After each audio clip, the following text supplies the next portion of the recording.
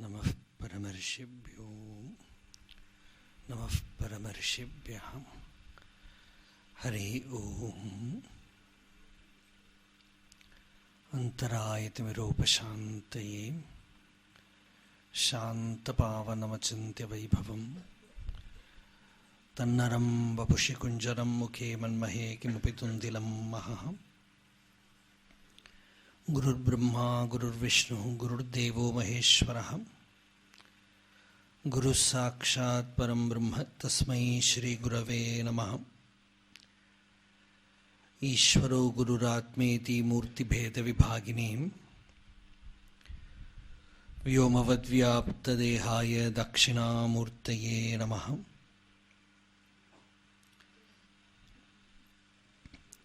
यस्यान्तन्नादिमध्यं न हि करचरणं नामगोत्रं न सूत्रं नो जातिर्नैव वर्णा न भवति पुरुषो नानपुंसं न च स्त्री नाकारं नो विकारं न हि जनिमरणं नास्ति पुण्यं न पापं तत्त्वं नो तत्त्वमेकं सहजसमरसं सद्गुरुं तं नमामि। सदाशिवसमारम्भां शङ्कराचार्यमध्यमाम् अस्मदाचार्यपर्यन्तां वन्दे गुरुपरम्पराम्। मौनव्याख्या प्रकटितपरब्रह्मतत्त्वं युवानं वर्षिष्टान्तेव सदृशिगणैरावृतं ब्रह्मनिष्ठैः आचार्येन्द्रं करकलितचिन्मुद्रमानन्दमूर्तिम् स्वात्मा रामं मुदितवदनं दक्षिणामूर्तिमीडे। वेदान्तार्थविभासकाय यतये शान्ताय सन्न्यासिने नानावादिनगेन्द्रसङ्घपवये योगीन्द्रवन्द्याय च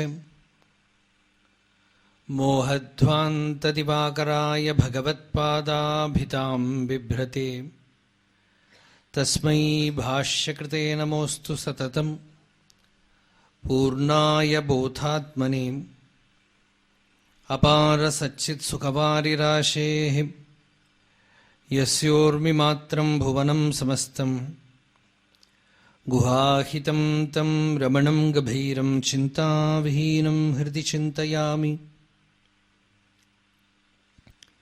देहं मृण्मयवज्जडात्मकमहं बुद्धिर्न तस्यास्त्यतो नाहं तत्तदभावसुप्तिसमये सिद्धात्मसद्भावतः कोऽहं भावयुतः कुतो वरधिया दृष्ट्वात्मनिष्ठात्मनां सोऽहं स्फूर्तितया अरुणाचलशिवः पूर्णो विभाति स्वयं। करुणापूर्णसुधाब्धे कबलितघनविश्वरूपकिरणावल्या अरुणाचलपरमात्मन् अरुणो भवचित्तकञ्जसुविकासाय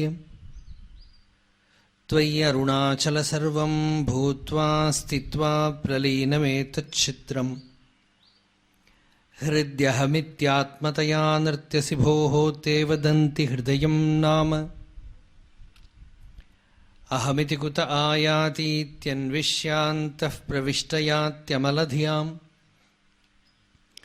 अवगम्य स्वं रूपं शाम्यत्यरुणाचलत्वयि नदीवाब्धौ त्यक्त्वा विषयं बाह्यं रुद्धप्राणेन रुद्धमनसान्तस्त्वां ध्यायन् पश्यति योगी दीधितिम् अरुणाचलत्वयि महीयं ते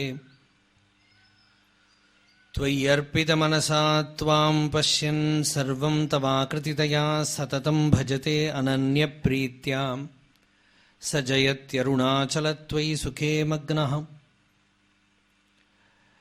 हृदयकुहरमध्ये केवलं ब्रह्ममात्रं ह्यहमहमिति साक्षादात्मरूपेण भाति हृदि विषमनसा स्वं चिन्वतामज्जदा वा पवनचलनरोधाद् आत्मनिष्ठो भवत्वम्। शोणप्रभं सोमकलावतंसं पाणिस्फुरत्पञ्चशरेक्षुचापम् प्राणप्रियं नौमि पिनाकपाणेः कोणत्रयस्थं कुलदैवतं नहम् नमामि यामिनीनाथलेखालङ्कृतकुन्तलाम्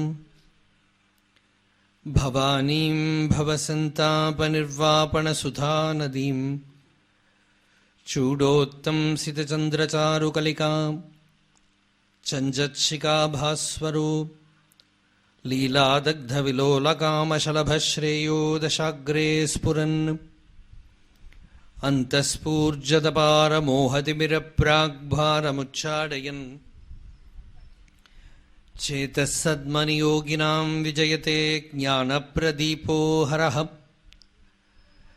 शारदा शारदाम्बोजवदनावदनाम्बुजे सर्वदा सर्वदास्माकं सन्निधिं क्रियात् राकाचन्द्रसमानकान्तिवदनां नाकादिराजस्तुता मूकानामपि कुर्वती सुरधुनीनिकाशवाग्वैभवम् श्रीकाञ्चीनगरी विहाररसिकां शोकापहन्त्री सताम् एका पुण्यपरम्परा पशुपतेः आकारिणी राजते योऽन्तः प्रविश्य मम वाचमिमां प्रसुप्तां सञ्जीवयत्य किल शक्तिधरस्वधाम्ना अन्यांश हस्तचरणश्रवणत्वगादीन् प्राणान्नमो भगवते पुरुषाय तुभ्यम् हरिः ॐ दिक्कालाद्यनवच्छिन्नानन्दचिन्मात्रमूर्तये स्वानुभूत्यै गमानाय नमः शान्ताय तेजसे शमो मोक्षद्वारे द्वारपालाः चत्वारः परिकीर्तिताः शमो विचारः सन्तोषः चतुर्थः साधुसङ्गमः एते सेव्याः प्रयत्नेन चत्वारो द्वौ त्रयो तवाम् द्वारम् उद्घाटयन्त्येते मोक्षे राजगृहे यथा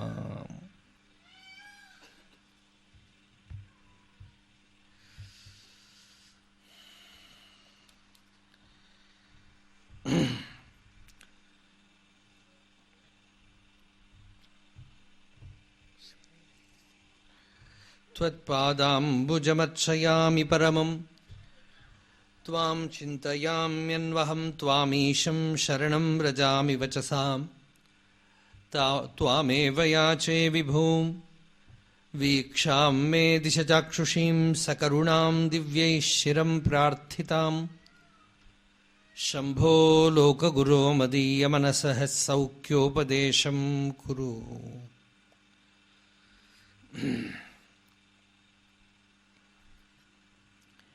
யோகவாசிஷ்டம் அப்படிங்கிற இந்த சித்த கிரந்தத்தில் அதுக்கு இன்னொரு பேர் வாசிஷ்ட ராமாயணம் அப்படின்னு பேர்.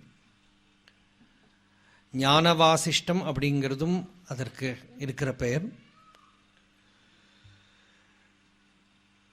அது பூராவும் ராமருக்கு வசிஷ்டர் உபதேசம் பண்ற விதத்திலேயே அமைஞ்சிருக்கு.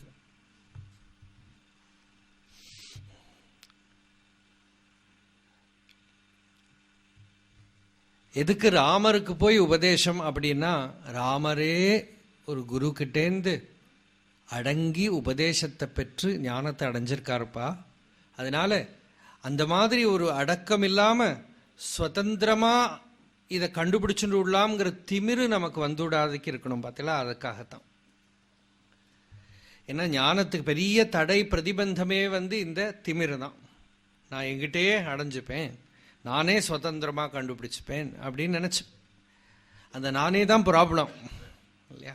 அதுக்கு அடங்கிறதுக்கு ஏதாவது ஒரு இடம் வேணும். இந்த அகங்காரம் மட்டும் நம்மளால் இல்லாமல் பண்ணிக்கவே முடியாது.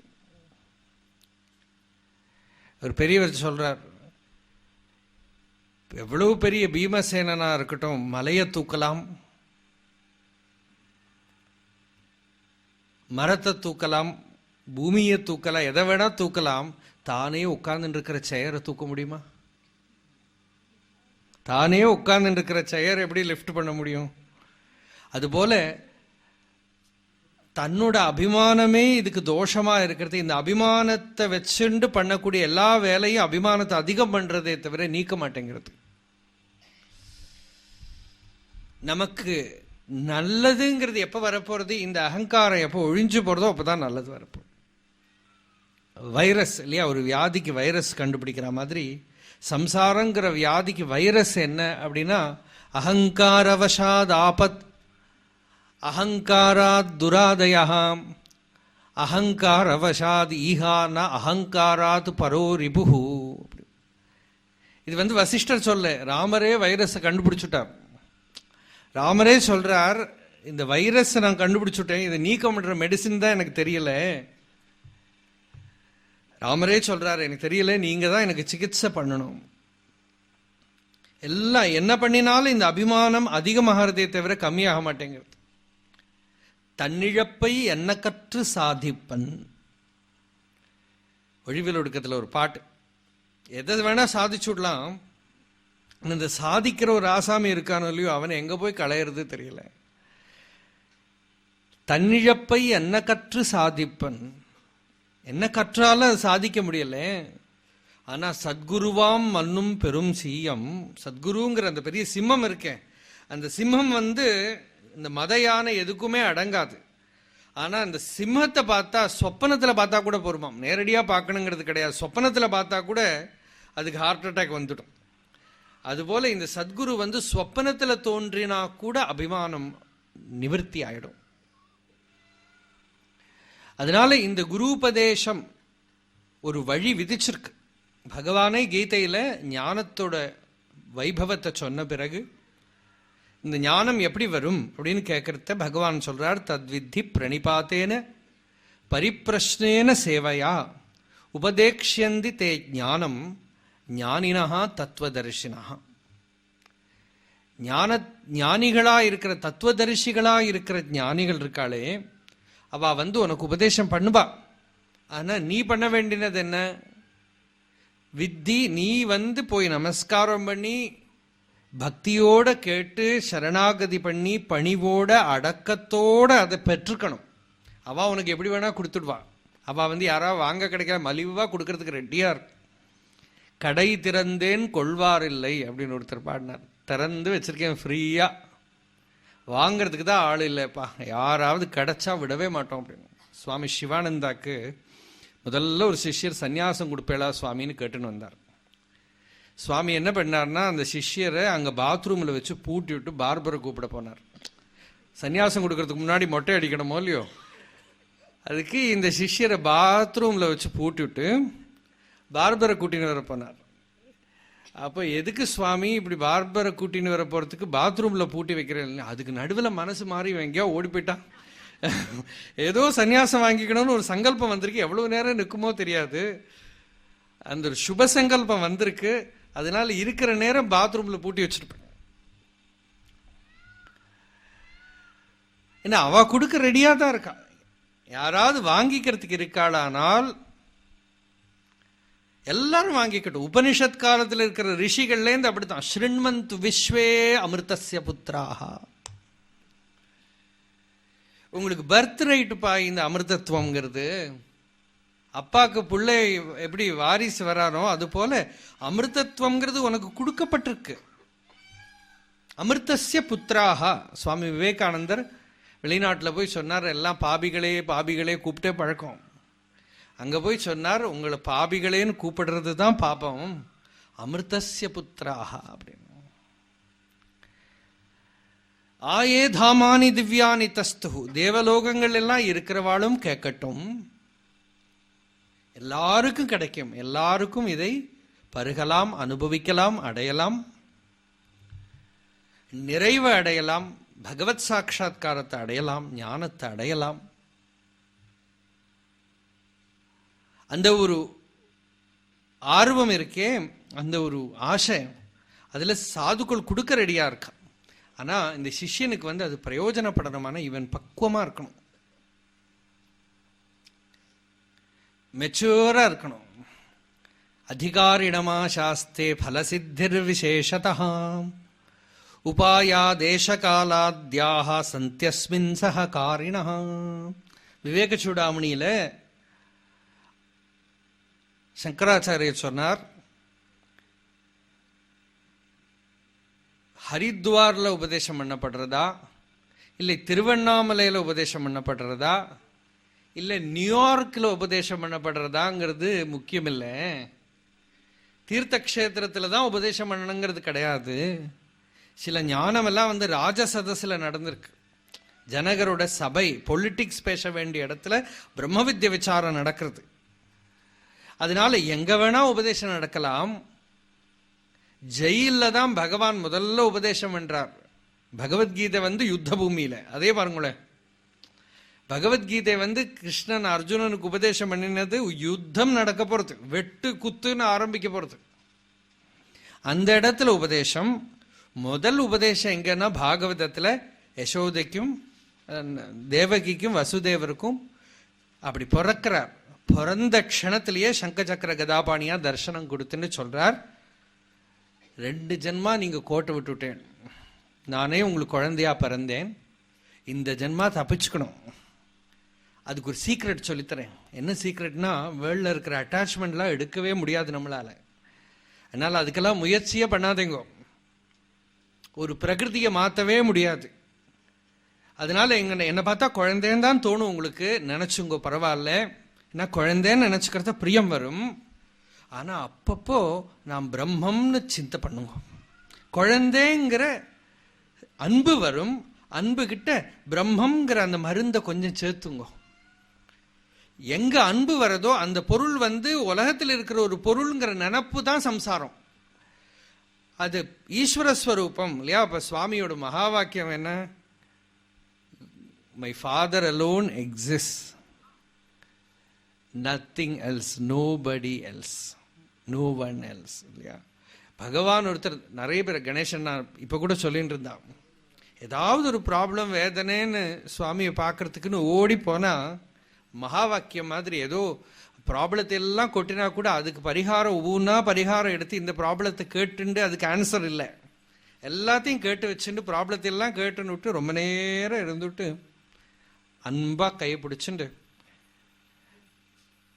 அண்ணா நிறைய வாட்டி அதை சொல்லு, Ganesha my father alone exist, nothing else, nobody else. இது திருப்பி திருப்பி அப்புறம் ஒரு 15-20 நிமிஷத்துக்கு அப்புறம் திருப்பியும் புதுசா ஏதாவது சொல்ல போறாரானா மை ஃபாதர் அலோன் எக்ஸிஸ்ட்.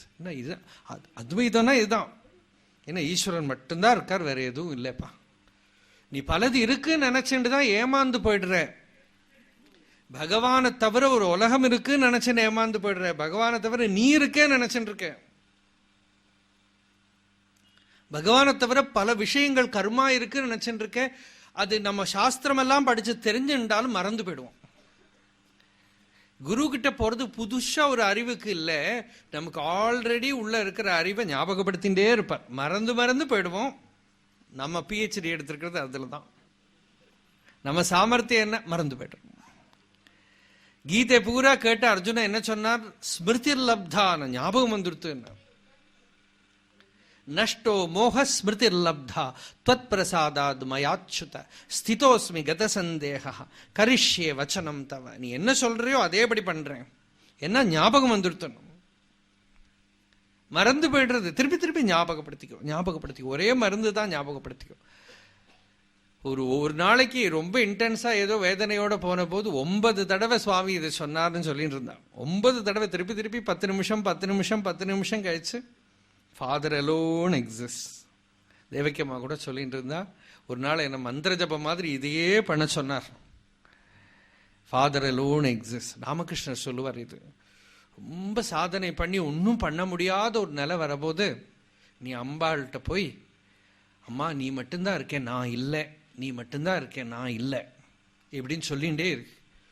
இந்த உடம்பு உன்னோடது, மனசு உன்னோடது, நானே உன்னை சேர்ந்தவன், நீ மட்டும்தான் இருக்கே தவிர நான் கிடையாது அப்படின்னு சொல்லு. எல்லா வேதனையும் போயிடும் உள்ளேந்து. இந்த நான் இருக்கிறது தான் ப்ராப்ளம். அது சரணாகதி பண்ணிவிட எல்லாம் போயிடும். ஒரு மகாமந்திரம் மாதிரி. அப்போ இத இந்த அபிமானத்தை நிவர்த்தி பண்றதுங்கிறது அந்த சத்குரு கிருப்பையினால தான் முடியும். அங்க போய் சரணாகதி பண்ணணும், பிரபத்தி பண்ணணும். ஒரு ஹையர் பிரசன்ஸ்ல தான் சரண்டர் பண்ண முடியும். நம்ம சரண்டர் சரணாகதியெல்லாம் வாயால சொல்றோமே தவிர, அதனால தான் தமிழ்ல இங்கே சைவத்தில் என்ன வார்த்தைன்னா தடுத்து ஆட்கொள்ளறதுங்கிறது தான்.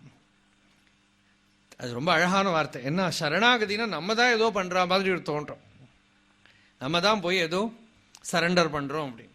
அந்த தடுத்து ஆட்கொள்ளறதுங்கிறது என்னன்னா, நம்மளை பிடிச்சு அடக்கி நம்ம அகங்காரத்தை நீக்கம் பண்ணி நோக்கியே கருத்திமை தாக்கியே பக்குவம் ஆக்கி நீ ஆண்டு அருள் அருணாச்சல. அந்த அருள் பண்ணணுமானா நீ இவ்வளவும் பண்ண வேண்டியிருக்கு. இதுதான் நகையிட்டு பார். நகைனா இதுதான். அந்த நகை போட்டு நீ எனக்கு அருள் பண்ணு. இந்த நகையிட்டு பார் நீ அருணாச்சலன்னு அக்ஷரமண மாலையில் ஒரு பாட்டு. அந்த பாட்டுக்கு பொருள் என்னன்னா, ஒரு கிராம சம்பிரதாயம், அழகாவே இல்லாத ஒரு பொண்ணு, ஆனால் பெரிய பணக்கார குடும்பம், நன்னா படித்த ஒரு பையன். அந்த பையனுக்கு அந்த பொண்ணை பார்த்துட்டா. அவன் ரொம்ப தரித்திர குடும்பம். இந்த பொண்ணு நன்னாவே இல்லையேன்னு பேச்சு வந்தபோது அந்த வீட்டுக்காரா சொல்கிறா, நம்ம தான் சாப்பிட்றதுக்கே வகை இல்லாமல் இருக்கும், பெரிய பணக்காரா, எவ்வளவு அழகாக இல்லாமல் இருந்தாலும் நிறைய நகையை போட்டு கூட்டின்னு வந்தால் நன்னா இருக்கும் அப்படிங்கிற. இந்த சொத்துல இருக்கிற ஆசை, இது லௌகிகமான ஒரு திருஷ்டாந்தம். இந்த திருஷ்டாந்தத்தை எடுத்து ஈஸ்வரன் கிட்ட சொல்லி சொல்றார், எங்கிட்ட தோஷம் இருக்கு, எங்கிட்ட அகங்காரம் இருக்கு, அஜ்ஞானம் இருக்கு, எல்லாம் சரி, நீ உன்னோட அருள் நகையை போட்டப்புறம் என்ன பாரு, நான் எப்படி இருக்கேன் பாருங்கிற. என்னோட தோஷத்தை பார்த்தேன்னா அது நிறைய தெரியும். அந்த தோஷத்தை பார்க்காதே, உன்னோட கிருபைங்கிற அந்த ஆர்னமெண்ட்டை எனக்கு போட்டுட்டு அப்புறம் பாரு, நன்னா இருப்பேன், நான் அழகா இருப்பேன். மற்றபடிக்கு நீ என்ன எப்படி பார்த்தாலும் நான் அழகா இருக்க மாட்டேன். இப்போ அந்த குருவுக்கு சரணாகதிங்கிறது நம்ம பண்றதில்ல. ஒரு ஜீவன் முக்த புருஷர்கிட்ட போற போது தானாவே அந்த சரண்டர் ஹிருதயத்துல ப்ளோசமாகும், விரியும் ஹிருதயத்துல. அதுதான் சத்சங்கத்தோட மகிமை, பெரிய சீக்ரெட். பகவான் பாகவதத்துல உத்தவர்கிட்ட சொல்ற போது சொல்றார், நீ எனக்கு ரொம்ப ஃப்ரெண்டு, அதனால உனக்கு ஒரு சீக்ரெட் சொல்றேன். உத்தவர் மட்டும் கிருஷ்ணன் கிட்ட பாகவதம் கேட்கறதுக்கு உபதேசம் கேட்டபோது பகவானுக்கு ஏகநாத சுவாமி சொல்றார், கிருஷ்ணன் 2 கையோட தான் உபதேசம் பண்ண ஆரம்பிச்சாராம். ஆனா உத்தவர் அப்படின்னு பக்தியா கேட்டுன்னு இருக்கார். அந்த பக்தியை பார்த்த போது பகவானுக்கு உத்தவர்கிட்ட ஒரு பிரேம 4 கை முளைச்சுட்டான். எதுக்குன்னாக்கா அவரை கட்டிக்கிறதுக்கு. ஏன்னா இந்த பிரியமா சத்சங்கத்துல சிரவணம் பண்ற பக்தன் கிட்ட ஒரு பிரியம் பகவானுக்கு பகவானே சொல்றார், ந ததாமே பிரியதமஹா ஆத்ம யோனிர் ந சங்கரஹா. பாகவதம் நடத்தணும்னு ஒரு குரூப், இங்க யோக வாசிஷ்டம் நடத்தணும் இன்னொரு, 2மே இருக்கு, 2மே சொல்லிவிடுவோம். பகவான் சொல்றார், எனக்கு அவ்வளவு பிரியம் உங்ககிட்ட. எவ்வளவு பிரியம் தெரியுமா? பிரம்மா கிட்ட கூட அவ்வளவு லவ் கிடையாது, சிவன் கிட்ட கூட அவ்வளவு அன்பு கிடையாது. டோங்கரே மகாராஜ் சொல்லுவா. அப்புறம் கிருஷ்ணன் அந்த பக்கம் இந்த பக்கம் பார்த்துட்டாராம். எதுக்குன்னா நெக்ஸ்ட் வேர்டு சொல்றதுக்கு, மகாலட்சுமி கிட்ட கூட எனக்கு அவ்வளவு அன்பு கிடையாது. அப்புறம் சொல்ற, எங்கிட்ட கூட எனக்கு அவ்வளவு கிடையாதுப்பா, உங்ககிட்ட எவ்வளவு இருக்கோ அந்த மாதிரி எனக்கு யார்கிட்டயுமே அன்பு கிடையாது. ஏன்னாக்கா துவம்ச பாகவதேஷு அகம், நீ பாகவதன். அந்த பாகவதன்கிற ரூபத்துல உன்னோட உருவத்துல நான் தான் இருக்கேன், நீ வேற இல்லை, நான் வேற இல்லை. இதுதான் அனுகிரகம். இந்த குரு அந்த அன்போட அந்த ஆசீர்வாதம் முதல்ல பண்ணி விட்டாரானா, அதுக்கப்புறம் இருக்கிற உபதேசம் எல்லாம் வேனல்ல பேஞ்ச மழை மாதிரி சப்பு சப்புன்னு உள்ள போயிடும். அப்படியே அனுபவ மண்டலத்துக்கு போயிடும். அந்த அன்புனால அப்படி ஒரு வெட் கிளே மாதிரி ஆயிடும் அந்த ஹிருதயம். எப்படி வேணா மவுல்டு பண்ண முடியும். அதனால அந்த முதல்ல அந்த அன்பு, அதனால இந்த அன்பு கிடைக்கிறதுக்காகத்தான் இது புக்கில இருந்து கிடைக்காது, அது இன்டர்நெட்ல இருந்து கிடைக்காது இல்லையா? இன்டர்நெட்ல இருந்து படிச்சுடலாம், புக்கில இருந்து படிச்சுடலாம், அதுக்கு லைஃப் கிடையாது. விளக்குலேருந்து தான் விளக்கை ஏற்ற முடியுமே தவிர விளக்கோடு ஃபோட்டோலேருந்து ஏற்ற முடியாது, விளக்கு வீடியோ எடுத்து வச்சாலும் ஏற்ற முடியாது. விளக்குலேருந்து தான் விளக்கு ஏற்ற முடியும். அனுபூதி இருக்கிற ஒரு சாநித்தியத்தில் இருந்து தான் அந்த அனுபூதி இன்னொரு சந்நிதிக்கு போக முடியும். அதுவும் நீங்க பாருங்க, தீபாவளிக்கெல்லாம் இந்த கம்பி மத்தாப்பு ஏற்றுற போது எவ்வளவுதான் நீங்கள் ஏற்றினாலும் ரொம்ப நேரம் ஆகும் பிடிக்கிறதுக்கு. ஆனால் பிடிச்ச அப்புறம் அதில் இன்னொன்று கொண்டு வச்சா சட்டுன்னு பிடிச்சுன்னு விடும். இதுதான் சத்சங்கத்தோட சீக்ரெட். மகாபுருஷ சம்பர்க்கத்தில் இந்த அனுபவம் எவ்வளவு எளிஷா வருமோ அதுபோல வேற எந்த வழியிலையும் வராது. அதனால யோக வாசிஷ்டம் ரொம்ப முக்கியத்துவம் சத்சங்கத்துக்கு கொடுத்துருக்கோம். சத்சங்கம்னா நம்ம இந்த மாதிரி மைக்கு வச்சுட்டு உபன்யாசம் பண்றது மட்டும்தான் சத்சங்கம் நினைச்சுக்க வேண்டாம். மகான்கள் கிட்ட போய் சாதாரணமா பேசின்னு இருக்கிறது சத்சங்கம் தான். அவ மௌனமா இருந்தாலும் சத்சங்கம் தான். அவ லோக விஷயங்களை பேசினாலும் காசிப் பண்ணினாலும் சத்சங்கம் தான். வாசிஷ்டமே சொல்றது ஸ்வைரகதாக தேஷாம் உபதேசா பவந்தி. அவ ஏதோ லோக விஷயமா எதையாவது பேசின்னு இருந்தா கூட அந்த சாநித்தியம் தான் முக்கியமே தவிர என்ன பேசுறாங்கிறத விட அதுதான் முக்கியம். அதனால அது ஒரு பக்கம் சாநித்தியம். இன்னொரு பக்கம் நமக்கு சாதனையில சந்தேகம் வரபோது மனசுக்கு நிம்மதி இல்லையானால் ஆசிரயத்துக்கு ஒரு மகாபுருஷரை கிடைக்கிறது ஒரு பெரிய பாக்கியம். விவேக சூடாமணியில பகவத் பாதால சொல்றா 3 விஷயம் துர்லபம். ஒன்று மனுஷத்துவம் துர்லபம். மனுஷனா பறந்துட்டா போறாது இல்லையா? மனுஷனா பறந்துட்டா போறாது. நம்மளை பார்த்து இப்போ மிருகங்கள்லாம் வெக்கப்படும். அப்படிதான் நாம இருக்கோம். அதனால மனுஷத்துவம் அப்படி என்னதுன்னாக்கா அந்த பகவத் சாட்சா்காரத்துக்கு இருக்கிற விழைவு வர்றது தான் மனுஷத்துவம். மனுஷனா பறந்துட்டாங்கிறதுக்கு லட்சணம் என்ன? அந்த விவேகம் உள்ள இருந்து இவனுக்கு சொல்றது ஆத்ம ஞானத்தை அடைய முடியும், பிரம்மவிச்சாரம் பண்ண முடியும். பிரம்மாவலோக திஷணம் முதமாப தேவா. மனுஷ சரீரத்துக்குள்ள அப்படி ஒரு பவரை பகவான் வச்சிருக்கார். அது வேற எந்த யோனிக்கும் கிடையாது. அது நமக்கு கிடைச்சிருக்கிற பெரிய அனுகிரகம். அதுதான் நமக்கு மனுஷ சரீரத்துக்கு இருக்கிற பாக்கியம். இல்லாம மூணுக்கு போறதோ கடலுக்கு அடியில போறதோ இந்த மாதிரி இருக்கிற ஜப்படி வித்தை இல்லை, உருப்படும் வித்தை. உருப்படும் வித்தை என்னன்னா நிம்மதியா இருக்கிறது. அந்த நிம்மதியா இருக்கிறத விட்டு நம்ம என்னென்னலாமோ மிராக்கிள்ஸ் எல்லாம் பண்ணிட்டு இருக்கோம் வெளியில. மனுஷத்துவம்ங்கிறது விவேகத்துக்கு பேரு. அந்த விவேகம் ஹிருதயத்துக்குள்ள வந்துடுத்தானா மனுஷன் என்ன கேட்பான்? அந்த வித்யாங்கிறதோட சுபாவமே மாறிவிடும். ஒரு கேள்விதான் நம்ம கேட்போம், எப்படி நிம்மதியா இருக்கலாம், எப்படி நிறைவோட சந்தோஷமா சாந்தியா இருக்கலாம். ஜெனுவினா ஒரு கொஸ்டின் தான் நம்ம கிட்ட இருக்கு, எப்படி சந்தோஷமா இருக்கலாம், அன்போட இருக்கலாம். சத்தியம் தியாகம் இதெல்லாம் எப்படி வரும்? இதை தான் கேட்போமே தவிர எவ்வளவு பணம் பண்ணணும், ஒலிம்பிக்ஸ்ல கோல்டு மெடல் வாங்கணும், இதெல்லாம் இன்ஆர்டினேட் டிசைர். நமக்கு இப்ப சொன்னாலே புரியாது. நம்ம நினைச்சுட்டு இருக்கோம் இதெல்லாம் தான் பெருசு நினைச்சுட்டு இருக்கோம்.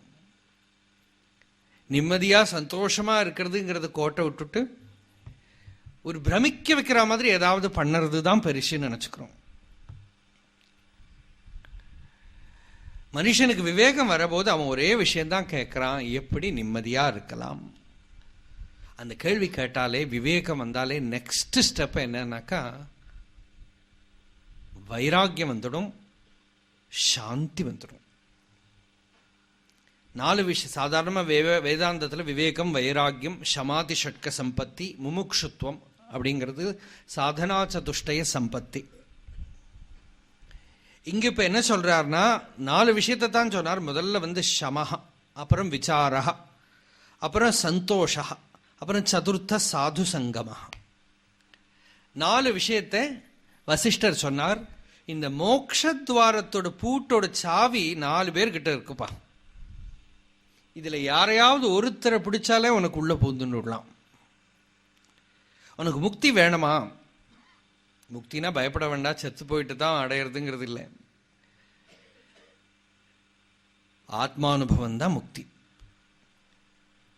நம்ம ஸ்வரூபம் தான் முக்தி. முக்திங்கிறது நம்ம பேரு. தமிழில் இருக்கிற பேர் இல்லை, பேர் நம்ம name. It is your name, real name. என்ன நிறைவு, நமக்கு வெளியில இருக்கிற எந்த பொருளும் இல்லாம பூர்ணமா இருக்க முடியும் அப்படிங்கிற நிச்சயத்துக்கு தான் ஞானம்னு பேரு. அந்த நிறைவு அடையறதுக்கு 4 விஷயத்தை கொடுத்தார். அதுக்கு குரு உபதேசம் முதல்ல சொன்னோம். அதுக்கு நம்மளை பக்குவமாக்க சமஹா. இந்த 4ஐயும் எடுத்துட்டாயானால் சம்சாரம்ங்கிற இந்த பெரிய வியாதி இருக்கே விலகிவிடும். சம்சார விஷ வேக விஷூச்சிகா, பிளேகு மாதிரி ஒரு பெரிய வியாதிங்கிற. நமக்கு அப்படியெல்லாம் ஃபீலே பண்ணலை இல்லையா? ஏதோ இவாளெல்லாம் சொல்லிட்டு தான் தோன்றதே தவிர நமக்கெல்லாம் ஒன்றும் அப்படி ஒன்றும் ஃபீலே பண்ணலை. அது எப்போ ஃபீல் பண்ணுறதோ அப்போ இந்த வேதாந்தங்கிறது அமிர்தமாக இருக்கும். இல்லாட்டா எல்லாரும் என்ன சொல்லலாம், ஓ வேதாந்தம் ஆரம்பிச்சுட்டா அப்படின்னு ட்ரையாக இருக்கு. ஏன்னா அதுக்கு தண்ணி தாகிக்கிற போது தான் தண்ணிக்கு தீர்த்தத்துக்கு இருக்கிற டேஸ்டே தெரியும். தாகமே இல்லையானா இதுக்கு டேஸ்டே இருக்காது, அது டேஸ்ட்லெஸ்ஸாக இருக்கும். சாஸ்திரம் சொல்றது ஜலத்துக்கு என்ன டேஸ்ட்னா ஸ்வீட்னஸ்ங்கிறது. நமக்கு ஜலம் ஸ்வீட்டாகவும் தெரியலை, நல்ல தாகம் இருந்தால் கொஞ்சம் உள்ள போனால் தெரியும் அதோட ஸ்வீட்னஸ். அதுபோல இந்த ஆத்ம வித்தை எப்போ ஸ்வீட்டாக இருக்கும்னா, நமக்கு இந்த வாழ்க்கையில் இருக்கிற துன்பத்தை பார்த்து தலையில நெருப்பு பத்தினா எப்படி தீர்த்தத்தை தேடின்னு ஓடுவோமோ அந்த மாதிரி திருவண்ணாமலையில் உட்காரணும். பாழினில் வீழாது ஏழையை காத்து உன் பதத்தில் இருத்தி வைத்தனையே ஆழியாம் கருணை அண்ணலே. பகவான் ரமணர் என்ன அருணாச்சலேஸ்வரரோட கருணையை நினைச்சுன்னு சொல்றார். ஆழியாம் கருணை அண்ணலே, கருணையோட கடல் நீ என்ன பண்ணினேன்னா பாழினில் வீழாது ஏழையை காத்து உன் பதத்தில் இருத்தி வைத்தன. நம்ம வாழ்க்கையை அவர் என்ன சொல்றாருன்னா பாழுங்கிறார். அப்படின்னா நிம்மதியா ஹிருதயத்துல ரமிக்க வேண்டிய டைமை பூரா வேஸ்ட் பண்ணி, நம்ம கொஞ்சம் டைம் தான் இருக்கு இல்லையா? லைஃப்னா என்ன, ஒரு ஸ்பேன், ஒரு ஈக்கு கூட கொஞ்ச நேரம் இருக்கு ஒரு லைஃப். அதுபோல நமக்கு கொஞ்ச நாள் இருக்கு. அந்த இருக்கிற நாள் நிறைவோட பகவத் தியானத்தை பண்ண வேண்டாமா? பர்திருஹரி சொல்றார், அவர் இப்படி காட்டுல மலையில போனா ஒரு சீன் பார்க்கிறார். என்ன பார்த்தார்னா, ஒரு குகையில ஒரு யோகி உட்கார்ந்து கண்ணை தியானம் பண்ணிட்டு இருக்கார். மான் அந்த யோகியோட முதுகுல அப்படி உரசின்னு இருக்கு. அதுக்கு அவர் தெரியல. இவர் ஹிருதயத்தில் ஏதோ ஜோதியை பார்த்துட்டு கண்ணிலேந்து தாரதாரையா கண்ணீர் வருது. ரொம்ப அழகான சீன் என்னன்னா, குருவிகள்லாம் மடியில உட்கார்ந்துட்டு அந்த கண்ணிலேந்து விழக்கூடிய அந்த கண்ணீர், ஆனந்த கண்ணீர் இருக்கே, அது ஸ்வீட்டா இருக்குமா. அந்த மாதுரியத்தை குடிக்கிறதுக்காக இந்த குருவி எல்லாம் மடியில உட்கார்ந்துட்டு இருக்கான். இதை பார்க்கிறார் இவர். தன்யானாம் கிரிகந்தரேஷு வசதாம் ஜோதிஃப் பரம் தியாயதாம் ஆனந்தாஸ்ருகணான் பிபந்தி சகுனாஹ நிஷங்கமங்கேஷயாக. கொஞ்சம் கூட சந்தேகப்படாம சங்கை இல்லாம மடியில உட்கார்ந்துட்டு இந்த குருவிகள்லாம் இந்த கண்ணீரை குடிச்சுன்னு இருக்கு. அவரோ ஆனந்தமா ஆத்ம தியானம் பண்ணிட்டு இருக்கார். இவரை பார்த்துட்டு நானும் லாட்டரி எல்லாம் வாங்கி வச்சுட்டு எப்ப கிடைக்க போறதுன்னு நினைச்சுட்டு, ஃபியூச்சர்ல கட்ட போற பங்களா, ஃபியூச்சர்ல வாங்க போற கார், ஃபியூச்சர்ல கிடைக்க போற பெருமை, இதையெல்லாம் இமேஜின் பண்ணிட்டு என் லைஃபை வேஸ்ட் பண்ணிட்டு இருக்கேனே. அஸ்மாகம் து மனோரதோபரச்சித பிராசாத வாபி தட கிருஷ்ணா கானன கேளி கௌதுக ஜுஷாம் ஆயுஃப் பரம் க்ஷீயத்தே. நம்ம வாழ்க்கை இப்படியே போயிட்டு இருக்கேப்பா. சந்தோஷம் ஹிருதயத்துல தான் இருக்குன்னு தெரிஞ்சுக்காதவனோட life every moment it goes to waste. அப்படிங்கிறது ரிஷிகளோட ஒப்பீனியன். நம்ம ஒப்பீனியன் என்ன, வெளியில தான் இருக்கு, ஓடிண்டே இருக்க வேண்டியதுதான். இங்க இல்லாட்டா அமெரிக்காவுக்கு போனோம், மூன்ல போய் பார்க்கணும், அவுட்டர் ஸ்பேஸில் போய் பார்க்கணும். இங்கே ஒரு சந்தோஷமும் கிடைக்கல. அப்போ சில பேர்லாம் என்ன பண்ணுறா, நிறைய பணம் இங்கே எல்லாத்தையும் அனுபவிச்சாச்சு, இப்போ லாஸ்ட்டாக சந்தோஷப்படுறதுக்கு ஒரு வழியும் கிடைக்காத போது பிளெயினில் ஏறி பேராசூட்டில் குதிக்கிறான். வாஸ்தவம். எதுக்குன்னா ஒரு த்ரில்.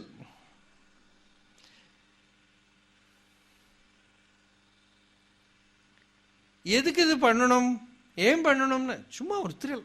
இங்க ஒரு த்ரில்லும் இல்லை, வாழ்க்கை பூரா போர் ஆயிடுத்து. அவளை பார்த்தா நமக்கு போர் அடிச்சுடும்.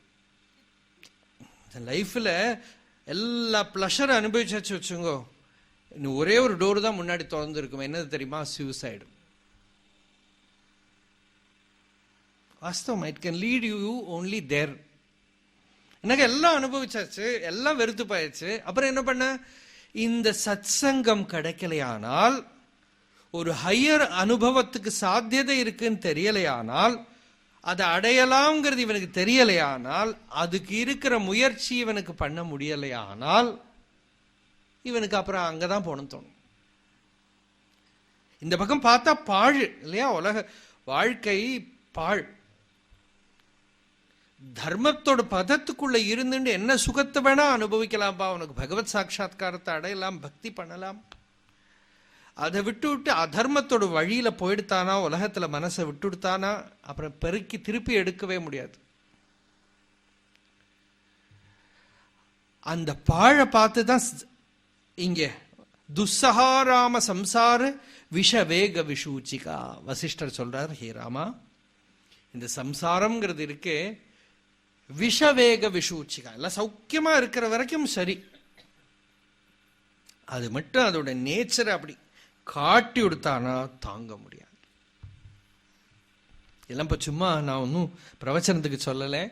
பிரவச்சனமே ஒரு யூனிவர்சிட்டி தான். அங்கங்க போற போது வரவாழ ஏதாவது கதையை காதில் விடுற போதுலே நமக்கு தெரியும் அது தாங்க முடியாத தாபம். இந்த தாபம் எல்லாம் வராம இருக்கணும். ஆனா உலகத்துல பிறந்து கொடுத்தானா எப்பவோ இருக்க ஏதோ ஒண்ணு தாங்க முடியாத வேதனை வரும். இது இங்க நடந்துட்டே இருக்கும். இதுல இருந்து நிவர்த்தி ஆகணும், இந்த நான்சென்ஸ்ல இருந்து வெளியில வரணுமானா யோக காருட மந்திரம். விஷப்பாம்பை விரட்டுறதுக்கு கருட மந்திரம் இல்லையா? அந்த மாதிரி வசிஷ்டர் சொல்றார், ராமா உனக்கு ஒரு கருட மந்திரம் சொல்லித்தரேன். அந்த கருட மந்திரம் என்னன்னா, இந்த மனசு இருக்கோ இல்லையோ அதை அப்படியே நிச்சலம் பண்ணி கொடுத்தானா சம்சாரங்கிறது போயிடும். இந்த எண்ண அலைகள் தான் எல்லாத்தையும் தோற்றுவிக்கிறது. இந்த மனம் எப்ப சித்த விருத்தி நிரோதா சாந்தம் ஆயிடுத்தோம், நிம்மதி ஆயிடுத்தோம், சுஷுப்தி போல. இப்ப சுஷுப்தியில எப்படி அடங்குற போது எல்லாம் அடங்கி விடுதோ அது போல நீங்க முழிச்சுட்டே இருக்கீள், எண்ணங்கள் அடங்கி விடுத்தோனா பகவன் நாமத்தை ஜபம் பண்றது எல்லாமே அதுக்கு தான். உள்ள இருக்கிற ஆசை அற்று போனால் மனம் தானாகவே ஓஞ்சிடும். வெளியில ஏதோ அடையறதுக்கு இருக்குன்னு நினைக்கிறதுனாலதான் மனசு ரெண்டு விதத்துல மனசை அடக்கலாம். ஒரு உபாயத்தை யூஸ் பண்ணி அடக்கலாம், இன்னொன்று ஞானத்தினால அடக்கலாம். உபாயத்தை யூஸ் பண்ணி அடக்கிறத நம்ம ஜபம் தியானம் ஏதோ பண்ணி அடக்கிறோம். ஞானத்தினால என்னன்னா, வெளியில தன்னிலிருந்து வெளியில எதுவுமே இல்லைங்கிற தத்துவ நிச்சயம் வந்துடுத்தானால் மனம் தானாவே வெளியில அலையறதை நிறுத்தி ஹிருதயத்தில் அடங்கும். ரமண பகவான் கிட்ட ஒரு பக்தர் ஒரு கேள்வியை வச்சுன்னு போனார். என்ன கேள்வினா, மனசுக்கு தானாவே உள்ள போய் உட்காந்துக்கலாமே. இப்ப எனக்கு தெரியறது ஹிருதயத்துல தியானம் பண்றது தான் சுகம். இப்படி தெரிஞ்ச பிறகும் என் மனம் ஏன் வெளி விஷயங்கள்ல ஓடிண்டே இருக்கு? தானாவே ஹிருதயத்துல உட்காந்துக்கலாமே. இந்த கேள்வியை வச்சுன்னு இந்த பக்தர் போறார். அங்க போற போது ஒரு சீன். என்ன சீன்னா, மகர்ஷி ஒரு அணில் அது குஞ்சு போட்டது. அப்புறம் அந்த அம்மா அணில பூனை சாப்பிட்டு. ஏன்னா இந்த குஞ்சு அணிலையெல்லாம் பகவான் காப்பாத்தி அதுக்கு தேன் கொடுத்து எல்லாம் பண்ணி அதை ஒரு விதமா பழைக்க வச்சு, அந்த பூனை அதை பிடிச்சி சாப்பிட்டு விடாம இருக்கணுமேங்கிறதுக்காக ஒரு அட்டை போட்டியில ஓட்டையெல்லாம் போட்டு அதுக்குள்ள இந்த அணில போட்டு வச்சு. இந்த அணில் இருக்கே இந்த ஓட்ட வழியா வெளியில ரூம்ல எல்லாம் ஓடுறது, அதை பிடிச்சின்னு திருப்பி அந்த பொட்டியில போடுற, திருப்பியும் இது திருப்பி வெளியில போறது, திருப்பி பிடிச்சின்னு போடுறோம். இந்த கேள்வி கேட்க வந்தவரை பார்த்து சொல்றார், இப்படித்தான் நம்ம மனமும். இந்த அணிலுக்கு அம்மாவை சாப்பிட்ட பூனை அங்கே உட்கார்ந்து இருக்குன்னு தெரியாது, அதனால அது வெளியில ஓடுறது. அது எப்ப தெரிஞ்சு கொடுத்தோ தானாவே பெட்டிக்குள்ள உட்காந்துக்கும். அதுக்கு தெரியற வரைக்கும் நம்ம தான் பிடிச்சு போடணும். இது நமக்கு பதில். நம்ம மனம் ஏன் வெளியில போறதுன்னா இன்னமும் வைராக்கியம் வரல, அதுக்கு உலகத்துல துன்பம் இருக்குன்னு தெரியல. இந்தந்த விஷயத்துல போய் பூந்துண்டு தானா அது எப்பவோ நமக்கு துன்பத்தை கொடுக்கும்ங்கிறது இன்டலெக்சுவலா தெரியறதே தவிர எக்ஸ்பீரியன்ஷியல் கன்விக்ஷன் வரல. அந்த கன்விக்ஷன் வராததுனால என்ன, ஏதோ ஒரு உபாயத்தினாலதான் பிடிச்சு உட்கார வைக்க வேண்டி இருக்கே தவிர தானா அது ரெடியா இல்லை ஹிருதயத்துல உட்கார்றதுக்கு. எப்ப அந்த வைராக்கியம் பூர்ணமாயிடுத்தோ, வைராக்கியம்னா எல்லாத்தையும் விட்டு ஒரு துண்டோட இருக்கிறது, அதெல்லாம் வைராக்கியம் இல்லை. தெரிஞ்சு கொடுத்த உலகத்துல துன்பம் இருக்கு, பகவான் கிட்ட மாத்திரம்தான் பூர்ணத்துவம் இருக்கு, ஆனந்தம் இருக்கு. பகவத் சாட்சா்காரத்தை அடையணும், இல்லைன்னா ஞானத்தை அடையணும். எந்த மார்க்கத்துல வேணா வச்சுக்கோ, நம்ம ஹிருதயத்துக்குள்ளேயே பூர்ண வஸ்து இருக்கு. அந்த மனம் ஹிருதயத்துல அடங்கணும், நம்ம ஸ்வரூபத்துல நிற்கணுங்கிற தத்துவ நிச்சயம் வர வரைக்கும் யத்னம் பண்ணி வெளியிலேந்து மனசை ஹிருதயத்துக்கு கொண்டு வச்சுக்கணும், நிம்மதியா வச்சுக்கணும். அதை சலிக்க வைக்கிற எதுலையுமே மனசை விடப்படாது. அதுக்கு சமம்னு பேரு. அந்த சமம் ஹிருதயத்துல வந்துடுத்தானா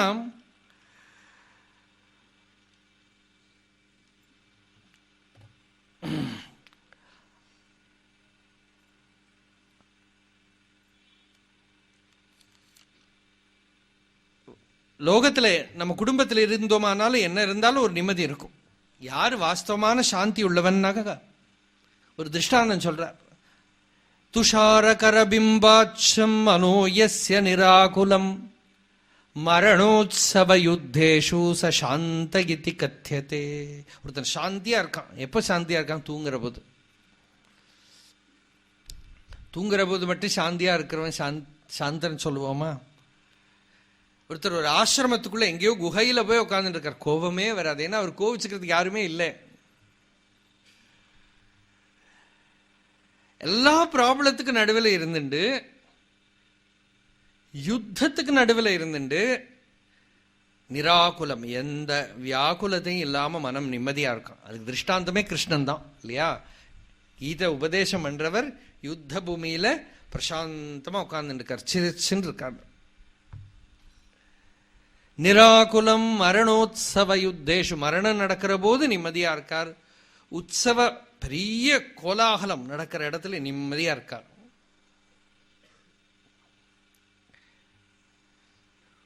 ஒரு பக்தர் ஸ்ருங்கேரியில முன்னால இருந்த ஒரு பெரிய யோகி நிருசிம்ம பாரதி சுவாமிகளை பார்த்ததை பத்தி ஒரு இன்சிடென்ட். அவர் நல்ல சாதகர். சுவாமிகளை பார்க்க போற போது அங்க ஒரே உற்சவம் நடக்கிறது மைசூர்ல. எங்க பார்த்தாலும் வாத்திய கோஷன் சத்தம், ஒரே கூட்டமா இருக்கு, கோலாகலமா இருக்கு. இதுக்கு நடுவில் அந்த சுவாமி எப்படி இருக்கார் அப்படின்னு போய் பார்த்தா, அதுக்கு நடுப்புல யோகஸ்திதி கலையாம உட்கார்ந்துட்டு இருக்கிறான். அவர் சொல்றார், அந்த ஒரு பார்வை இருக்கே எனக்குள்ள ஒரு பீஜம் விழுந்துடுது. அந்த கூட்டத்துக்கு நடுப்புல அந்த யோகி சமாதி நல கலையாம இருக்கிறத பார்த்ததுதான் முதல் தரிசனம் அப்படின்னு. இதான் லட்சணம். எந்த யுத்தத்துக்கு நடுவிலையோ உற்சவத்துக்கு நடுவிலையோ, மரணோத்சவ யுத்தேஷு, ஏதோ மரணம் நடந்த இடத்துலையோ, எந்த நிலையிலையும் தன்னலை கலையாம இருக்கிறவர் அவனுக்கு சாந்தன்னு பேரு. அந்த சாந்தியை தான் முதல்ல சம்பாதிச்சுக்கணும். உலகத்துல ஸ்ருத்வா ஸ்பிருஷ்டுவா ஜஹ்ருஷ்டுவா திருஷ்டுவாச்ச புக்துவா கிராத்வா சுபாசுபம். சம்ஸ்கிருதம் தெரியறவாளுக்கு ரொம்ப சந்தோஷமா இருக்கு இந்த ஸ்லோகங்கள்லாம் கேட்டா. என்ன சொல்றாருன்னா, நீ ஒன்னும் உன்னோட நடைமுறை வாழ்க்கையெல்லாம் மாத்திக்க வேண்டாப்பா. உள்ள இருக்கிற நிம்மதி கட்டு போகாம அந்த யோகஸ்திதியை எப்படியாவது அடைஞ்சுக்கோ. நீ உலக வாழ்க்கையை பார்த்துக்கோ. என்னென்ன காதுல விழுறதோ விழட்டும், இல்ல காதை போட்டு மூடி வச்சுக்க முடியுமாண்ணா? சில பேர்லாம் யோக சாதனைக்காக கொஞ்ச நேரம் காதை மூடி வச்சுப்பா. ரமணாசிரமத்தில் ஒரு ஃபாரினர் வந்து மலை மேலே ஒரு குகையில் தியானம் பண்ணிட்டு இருந்தார். அவருக்கு ஒரு டெலகிராம் வந்திருந்தது.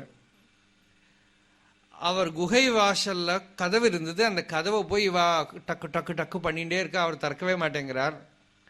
என்ன சத்தம் போட்டாலும் திறக்கல. இவாளுக்கு பயந்தே போயிட்டா, ஏதோ ஆயிடுத்தோ, இவ்வளோ சத்தம் போட்டு எப்படி எழுந்திருக்காமல் இருக்க முடியும். அப்போ கரெக்டாக ரமண பகவான் அப்படி நடந்து வரபோது, இப்போ நான் வருவேன்னு தெரியும், அவன் கதவை திறப்பான். இல்லை பகவான் இவ்வளோ சத்தம் போட்டு எழுந்திருக்க, பாருங்க நீங்கள் பாருங்க. கரெக்டாக கதவை திறந்தா அவருக்கு சொல்லி கொடுத்துருக்காரு ஒரு டெக்னிக். வெளியில் சத்தம் ரொம்ப டிஸ்டர்ப் பண்ணாமல் இருக்கிறதுக்கு இந்த மரத்துலேருந்து ஏதோ ஒரு பாலை எடுத்து நல்லா இந்த மூடி மாதிரி பண்ணிட்டு 2 காதலையும் சவுண்டு ப்ரூஃப், ஒரு சத்தமும் கேட்காது. நான் சாதாரணமாக சொல்லுவேன், மெடிடேஷனுக்கு இந்த ஃபேன், டேபிள் ஃபேன் இருக்கோ இல்லையோ, அது சவுண்டு ப்ரூஃப். என்ன அதை போட்டு விடுதானே வேற ஒரு சத்தமும் கேட்காது. அதோட சத்தமே பெரிய சத்தம். அது டக டக டக டக்குன்னு ஸ்ருதி போட்டுட்டே இருக்கும் பேக்ல.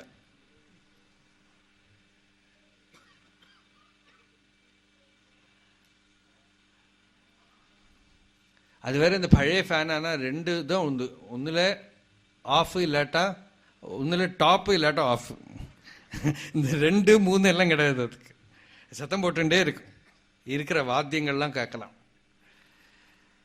அப்ப இப்படி சத்தம் கேட்காம கொஞ்ச நேரம் தியானத்துல வேணா இருக்கலாமே தவிர, விவகாரத்துல பல விஷயங்கள் நம்ம காதுக்குள்ள வரும். அப்படி என்னதான் காதுக்குள்ள வந்தாலும், என்ன இன்ஃபர்மேஷன் உள்ள போனாலும், எல்லா இன்ஃபர்மேஷனையும் டிசால்வ் பண்ணக்கூடிய ஒரு லிக்விட் உள்ள இருக்கணும். எந்த இன்ஃபர்மேஷனும் உள்ள போய் விகல்பம் பண்ணக்கூடாது. இது யோக நிலையில இருக்கிறவாளுக்கு நன்னாவே தெரியும், கொஞ்சம் சாதனை பண்றவாளுக்கு தெரியும். சின்ன சின்ன இன்ஃபர்மேஷன் கூட டிஸ்டர்ப் பண்ணும். எஸ்பெஷலி ஒரு மொனாஸ்ட்ரியில் இருக்கிறவா நிறைய பேர் வந்து நியூராட்டிக் ஆயிடுவான். ஏன்னாக்க ரொம்ப ஏகாகிரப்படுத்தின்னு இருக்கிறதுனால சின்ன ஒரு விஷயம் போலும் நம்மளை டோட்டலா பேலன்ஸ் எடுத்துடும், டிஸ்டர்ப் பண்ணிவிடும், நர்வ்ஸ் எல்லாம் அஃபெக்ட் ஆகிடும். அப்புறம் நமக்கே தோணும், லௌகிகாலே தேவையில்லை போல் இருக்கு, நம்ம தான் இப்போ இந்த தியானம் அது இதுன்னு ஆரம்பிச்சுட்டு கெட்டு போயிட்டோம் அப்படின்னு தோணும். இப்படி வெளியிலேருந்து ஏதோ ஒரு இன்ஃபர்மேஷன் வருது, உள்ள ஒரு டிஸ்டர்பன்ஸ் கிரியேட் ஆகும். அந்த டிஸ்டர்பன்ஸ் கிரியேட் ஆகாம என்னதான் கேட்டாலும் சரி, என்ன இன்ஃபர்மேஷன் வரட்டும், மனசுல இருக்கிற நிம்மதி கலையவே இல்லை. அப்படியா, அவ்வளவுதான். அதுபோல எதை தொட்டாலும், எதை பார்த்தாலும், எது உள்ள போனாலும் இவன் மனசு வந்து நிலகுலையாம இருக்கு, சாந்தமா இருக்கு.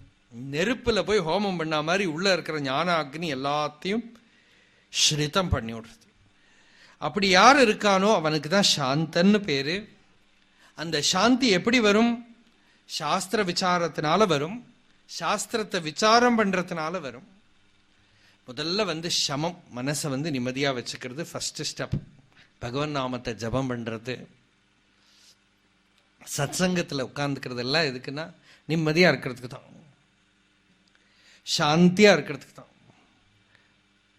ஒரு கதை சொல்லுவா, ஒரு வெள்ளக்கார போட்டோகிராஃபர். அவர் இப்படி போட்டோ எடுத்துட்டே போயிட்டு இருக்கார். கங்கை கரையில் ஒருத்தர் வந்து மீன் பிடிச்சுட்டு இருக்கான். அவன் அப்படி மீன் பிடிச்சா ஒரு பெரிய மீன் கிடச்சிது அவனுக்கு. அவன் அந்த மீன் எடுத்துட்டு போய் மரத்துக்கு கீழே படுத்துன்னு பாஸ்கெட்டில் போட்டு மரத்தடியில் காலை வச்சுன்னு படுத்துன்னு தூங்கிட்டு, தலையை வச்சுட்டு படுத்து தூங்கிட்டு இருக்கான். இவன் வந்து தட்டி எழுப்பி, ஏப்பா இப்படி சோம்பேறியா இருக்கேன், என்ன பண்ணுங்கிறேன், எவ்வளோ மீன் இருக்கு பாரு, இன்னமும் பிடிக்கலாமே. எதுக்கு? For what? அதெல்லாம் பிடிச்சா உனக்கு இன்னமும் நிறைய பணம் கிடைக்கும் இல்லையா? For what?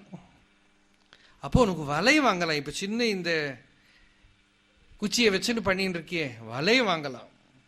For what? இவன் திருப்பி திருப்பி அதே கேட்டுட்டு இருக்கான். Then what? அப்புறம் அப்போ நிறைய பணம் கிடைக்கும். Then what? அப்போ உனக்கு ஒரு பெரிய ஒரு கப்பல் வாங்கலாம், அதுல போய் நிறைய மீன் பிடிக்கலாம், பெரிய ஃபேக்டரியே பண்ணலாம். ஓ, தென் வாட்? அப்போ என்ன, நிறைய பணம் வந்துடும், பெரிய பங்களாலாம் கட்டிண்டு அப்புறம் அப்போ சௌக்கியமாக படுத்துக்கலாமே, இருக்கலாமே, ரெஸ்ட் எடுக்கலாம். அதுதான் இப்போ பண்ணிட்டு இருக்கேன் அப்படின்னா. எல்லாம் சுத்தி வந்தப்புறமும் நீ இதுதான் பண்ண போற, இப்போவே நான் இதுதான் பண்ணிட்டு இருக்கேன். ஹிருதயத்துல எங்க உலகத்துல சுத்தினாலும் சுத்தி அடிச்சு லாஸ்ட்ல தன் ஹிருதயத்துக்கே வந்தாகணும், தன்னிலேயே இருந்தாகணும். அது இப்பவே இருந்து விடலாமே. தன் நிலையை விட்டு கலையாம இருக்கிறது தான் சாந்திங்கிறது, சமம்ங்கிறது. அந்த சமத்தை முதல்ல கல்டிவேட் பண்ணிக்கும். மனசை டிஸ்டர்ப் பண்ற எதையுமே வச்சுக்காதே. இன்னைக்கு என்ன சொல்றான்னா, புது ஒரு ஒரு ஒரு கணக்கு. என்ன கணக்குன்னா, இந்த கஞ்சா ட்ரக் எல்லாத்தையும் விட பெரிய ட்ரக்கு இந்த மொபைல் அப்படிங்கிறான். அதை கையில் வச்சு நான் ஆரம்பிச்சு கொடுத்தானா அவ்வளோ அஃபெக்ட் பண்ணுறதான். அது நிம்மதியாக இருக்க விடுறதில்ல, தியானம் பண்ண விடுறதில்ல, பிரெயின் அஃபெக்ட் பண்ணுறது, மனசை அஃபெக்ட் பண்ணுறது. இப்படி இருக்கிற இன்ஸ்ட்ருமெண்ட்ஸ் எல்லாம் வெளியில் இருக்கோம். இதுக்கு தான் மாயன்னு பேர். இதில் இதெல்லாம் வெளியில் வரணுமே, நிம்மதியை எதுவுமே பிரதிபந்தம் பண்ண விடாமல் இருக்கணுமே. நமக்கு நிம்மதியாக இருக்கிறது தான் ஒரே வேலை. ஒரு பெரிய யோகி சொன்னார், உங்கள் வேலை என்ன, சும்மா இருப்பதே எம் வேலை. அந்த நிம்மதியை கெடுக்கிறதுக்கு இது எதுவுமே அனுமதிக்காம இருக்கிறதுங்கிறது ஒரு சாதகனுக்கு ரொம்ப ஃபர்ஸ்ட் ஸ்டெப், இந்த சமம். அப்புறம் அடுத்தபடி சொன்னார் விசாரா. ஒரு நல்ல சத்குருவை ஆசிரிச்சு இந்த தீர்க்க சம்சார ரோகஸ்ய விசாரோகி மகௌஷதம். இந்த தீர்க்க லாங் டியூரேஷன்ல இருக்கிற இந்த சம்சாரம்ங்கிற வியாதி இன்னைக்கு நேற்றுக்கு ஆரம்பிச்சது இல்லை. புல்லாகி பூடாய் புழுவாய் மரமாகி, நம்ம ஆட்டோபயோகிராஃபி தான். பல்விருகமாகி பறவையாய் பாம்பாய் கல்லாய் மனிதராய் பேயாய் எல்லாம் இருந்திருக்கோம் இல்லையா? இப்போ கூட அதனால தான் எங்கெங்கே பேய் கிடைக்கும், அமெரிக்காவில் பேய் கிடைக்குமா, இங்கத்தை விட நல்ல பேய் அங்கே கிடைக்கிறது. அப்படி தானே வேலைக்கு போகிறோம் இல்லையா? பேமெண்ட் நல்ல பேய். பேயாய் கணங்களாய் வல் அசுரராய் முனிவராய் தேவராய் சல்லா நின்றைய ஸ்தாவர ஜங்கமத்துள் எல்லா பிறப்பும் பிறந்து இளைத்தேன் எம்பெருமான் மெய்யே உன் பொன்னடிகள் கண்டின்று வீடுற்றேன் உய்யவன் உள்ளத்துள் ஓங்காரமாய் நின்ற மெய்யா விமலா விடைப்பாக வேதங்கள் ஐயா என ஓங்கி ஆழ்ந்து அகன்ற நுண்ணியனே. சூக்ஷ்ம வஸ்து பகவான். வேத பிரதிபாத்தியமான அந்த ஆத்ம வஸ்துவை எப்ப தெரிஞ்சுக்கிறோமோ அப்போ வீடுற்றேன், ஐ பிகேம் ஃப்ரீ. அது வரைக்கும் டிராவல் தான், ஒரு பாடியிலேருந்து இன்னொரு பாடி, ஒரு பாடியிலேருந்து இன்னொரு பாடி. புல்லாய் பூடாய் புழுவாய் மரமாய் பல மிருகங்களாக அசுரர்களாக எல்லாம் இருந்திருக்கோம். ராமாயண காலத்துல எல்லாம் கூட இருந்திருக்கோம். ராமரையெல்லாம் பார்த்துருக்கோம், கிருஷ்ணரை பார்த்துருக்கோம், புத்தரை பார்த்துருக்கோம், சங்கரரை பார்த்துருக்கோம். அங்கே எங்கேயுமே தப்பிச்சுக்க முடியாம தான் இப்போ லாஸ்ட்ல வந்திருக்கோம். இப்போ கோட்டை விட்டு விடப்படாது. இப்போ இந்த சான்ஸ் நமக்கு நஷ்டமாகப்படாது. கரையேறிக்கணுங்கிற ஒரு ஆசை உள்ள வரணும். அதுக்கு என்ன பண்ணணும்? சாஸ்திர விசாரம், சாஸ்திரம் சொல்றபடி விசாரம் பண்ணணும். இந்த தீர்க்க சம்சார ரோகஸ்ய விசாரோகி மகௌஷதம். தீர்க்க சம்சார ரோகம், அதுக்கு விசாரம் தான் ஔஷதமா, மருந்து. மலை மருந்து, மறை மருந்து ரெண்டும் ஒன்று தான். மறை மருந்து உபனிஷத் கொடுக்கக்கூடிய மருந்து. அந்த மருந்து என்ன? ஞான விசாரம் தான் மருந்து. அந்த ஞான விசாரம் என்ன? கோஹம் கஸ்யஜ சம்சாரஹ விசாரேண விலீயதே. மெதுவா உள்ள ஆழ்ந்து இவன் தன்னை கரையேற்றிக்கிறதுக்கு உத்தியமிக்கிறான். நிம்மதி அடையணும்னு நிச்சயம் பண்ணிக்கிறான். சுகம் வேணும் சுகம் வேணும்னு பார்க்குறான். வெளியில் எங்கேயோ சுகம் கிடைக்குமான்னு பார்த்தா கொஞ்ச நாளைக்கு கிடைக்கிறது, போய்டுறது. எல்லாம் ஏமாத்திட்டு போய்டுறது. மரணத்தை முன்னால பார்க்குறான் இல்லையா? பாகவதத்தில் பரீட்சித்து மரணத்தை முன்னாடி பார்க்குறான். இங்க ராமர் சொல்றார், ராமருக்கு சுகமா இருக்கலாமே, இன்னைக்கான சைக்கியாட்ரிஸ்ட் தான் கூட்டின்னு போயிருப்பான். என்ன ராஜகுமாரருக்கு பாவம் இப்படி தோன்றது, ராஜ்ய பரணம் பண்ணணும், அப்போ சைக்கியாட்ரிஸ்ட கூட்டின்னு போயிடும்.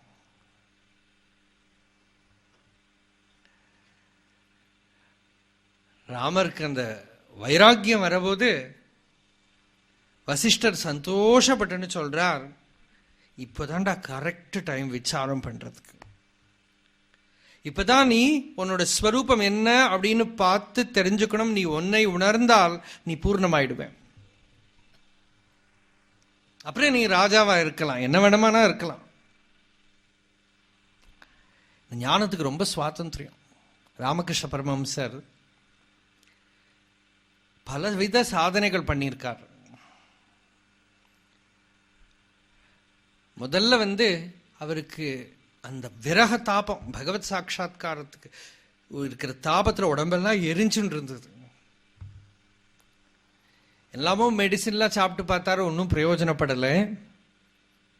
ஒரு நாளைக்கு அம்பாள் உள்ள சொல்றா, உனக்கு வழி காட்டுறதுக்கு ஆள் வருவா அப்படிங்கிற.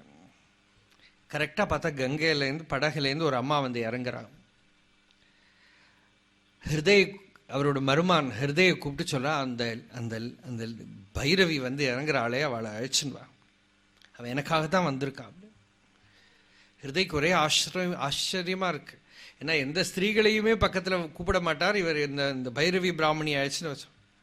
அந்த அம்மா இவருக்கு மேலெல்லாம் சந்தனம் பூசி கழுத்துல ஹாரம் அணிச்சு ஈஸியா குணம் பண்ணிவிட்டான் இந்த உடம்புல இருக்கிற அந்த தாபத்தை, எரிச்சலை. அதுக்கப்புறம் என்ன, அவ இவருக்கு பல சாதனைகள் இவரை பண்ண வச்சா. ஒரு நியமம் என்னன்னாக்கா, நம்ம யாரையாவது எதுக்காவது ஆசிரிச்சோம்னா பெரும்பாலும் நாம் அவள்கிட்ட மாட்டின்னுடுவோம். அது நல்ல விஷயமா இருக்கட்டும் கெட்ட விஷயமா இருக்கட்டும், ஏதோ ஒரு விதத்துல நம்ம யாரை டிபெண்ட் பண்றோமோ அவாகிட்ட ஏதோ விதத்துல மாட்டின்னுடுவோம். மாட்டிக்காம இருக்கணும். ஆனா ஞானிகள்கிட்ட மாட்டிக்க முடியாது. எனக்கு அவளுக்கு பர்சனாலிட்டி கிடையாது. அது கடல்ல கலந்த மாதிரி கலந்துப்போம். அதர்வைஸ் ஒரு பர்சனாலிட்டி இருக்கிற ஒரு பர்சன் கிட்ட இன்னொரு பர்சன் போனா மாட்டிக்க வேண்டியதுதான். ஜனோ ஜனஸ்ய ஆதிஷத்தே அசதீம் மதிம். பாகவதமே சொல்றது, ஒரு மனுஷன் இன்னொரு மனுஷனுக்கு உபதேசம் பண்ணினா ரெண்டு பேருமே மாட்டிப்பான். இந்த பைரவி பிராமணி நிறைய ஹெல்ப் பண்ணினா. ஆனா லாஸ்ட்ல என்ன பண்ணா, சாரதா தேவி ராமகிருஷ்ணரோட தர்ம பத்னி ஊர்ல இருந்து வந்த போது ஒரே கோபம் வந்துடுத்து இந்த அம்மாக்கு. நீ சாதகன், உன்னோட வைஃப் எல்லாம் பக்கத்துல வச்சுக்கப்படாது, அவெல்லாம் கிட்டக்கே வரப்படாது, அவளை இப்பவே திருப்பி அனுப்பு அப்படின்னு ஒரே ஆரவாரம் போட்டுட்டான். அப்புறம் இந்த ஹிருதய் ஒரே சண்டை போட்டு அந்த அம்மாவை அனுப்பி வச்சுட்டார். அவ கோவிச்சுட்டு போயிட்டா கொஞ்ச நாளைக்கு. இதே சமயம் தோத்தாபுரின்னு ஒரு பெரிய ஞானி ராமகிருஷ்ணருக்கு உபதேசம் பண்ணார், பிரம்மவித்ய உபதேசம் பண்ணார். சந்நியாசத்தை கூட கொடுத்தார். எல்லாம் உபதேசம் பண்ணிவிட்டு ராமகிருஷ்ணர் ஒரு நாளைக்கு சாரதா தேவி பக்கத்துல ரூம்ல இருக்கா. ராமகிருஷ்ணர் சொன்னா, நான் இனிமே சன்னியாசி, நாங்க போலாமா அப்படின்னு கேட்கிறா. அப்ப தோத்தாபுரி சொல்ற, நீ பிரம்மம்பா, நீ சன்னியாசி இல்லை, நீ பிரம்மம், உன்னை எதுவுமே தொடாது, நீ போய் சாதாரணமா அவகிட்ட பிரியமா இருப்போ, இந்த ஞானம் எதுனாலையும் கலங்கப்படாது அப்படி. அந்த ஞானிக்கு இருக்கிற லட்சணம். ஏன்னா ஞானம் சர்வஸ்வதந்திரமான ஒரு நிலை, நிரங்குஷமான ஒரு நிலையை கொடுக்கறது. இல்லைன்னா ராமருக்கு அது பிரயோஜனப்படாது இல்லையா? ராமரை அந்த ஞானத்தை கொடுத்து உன்னோட தர்மம் என்னவோ அதை பண்ணு அப்படிங்கிறார். இந்த ஞானஸ்திதியில இருந்துட்டு உனக்கு என்ன விளையாடணுமோ விளையாடு பண்ண, ஆசை போல் உலகில் விளையாடு வீரா அப்படின்னு. ஆசை போல்னா தோன்ற மாதிரி எல்லாம் நடப்பன்னு அர்த்தம் இல்லை. தர்மத்தை விட்டு இந்த பக்கம் அந்த பக்கம் சாதாரண சாதகனே போக மாட்டான், ஞானியா போறான். இயல்பாயிடும் அது. தர்மம்ங்கிறது அவளுக்கு மூச்சு காத்து மாதிரி ஆயிடும். அதனால ராமருக்கு இதை உபதேசம் பண்ணி நீ விசாரம் பண்ணு ராமா, உன்னோட ஸ்வரூபம் என்ன விசாரம் பண்ணிப்பாரு. கோஹம் கஸ்யஜ சம்சாரா, இந்த சம்சாரம் துக்கம் எல்லாம் சொல்றேன், இது யாருக்கு? தூங்குற போது இருக்கும். என்னெல்லாம் கஷ்டங்கள் வந்தாலும் இந்த கஷ்டங்கள்லாம் ஜாகிரத்தில் இருக்கு, சொப்பனத்தில் இருக்கே தவிர தூக்கத்தில் எங்க போச்சு? பெரிய ஒரு சாரோ, ஒரு துன்பம் நடந்த நாளைக்கு கூட தூங்கினா தெரியல. ஒரு திருஷ்டாந்தமே சொல்லுவா, ஹஸ்பண்ட் போயிருக்காரு, அழுதுன்னு இருக்கா, அவரோட பாடி மேலேயே படுத்துன்னு தூங்கி விட்டான். தெரியவே இல்லை. ஏன் தெரியல? மனம் அடங்கி கொடுத்து தெரியல. அங்கேயே நமக்கு க்ளூ இருக்கு. இங்க இருக்கிற துன்பங்கள் தெரியாம இருக்கிறதுக்கு என்ன வழி? மனம் அடங்கி கொடுத்தானா தெரியாது, மனம் சாந்தமாயிடுத்தானா தெரியாது. மனம் எப்படி சாந்தமாகும்? மனம்னா என்ன? ஃபர்ஸ்ட் ஆஃப் ஆல் மனசுன்னா என்ன? சங்கல்பம், விகல்பம், அஜ்ஞானத்தோட இஃபெக்ட் தான் மனசு. தாட்ஸ் தான் மைண்ட் இல்லையா? தாட்ஸ் ஏன் வருது? அஜ்ஞானத்தினால. அஜ்ஞானம் என்ன? நம்ம யாரு நமக்கு தெரியல.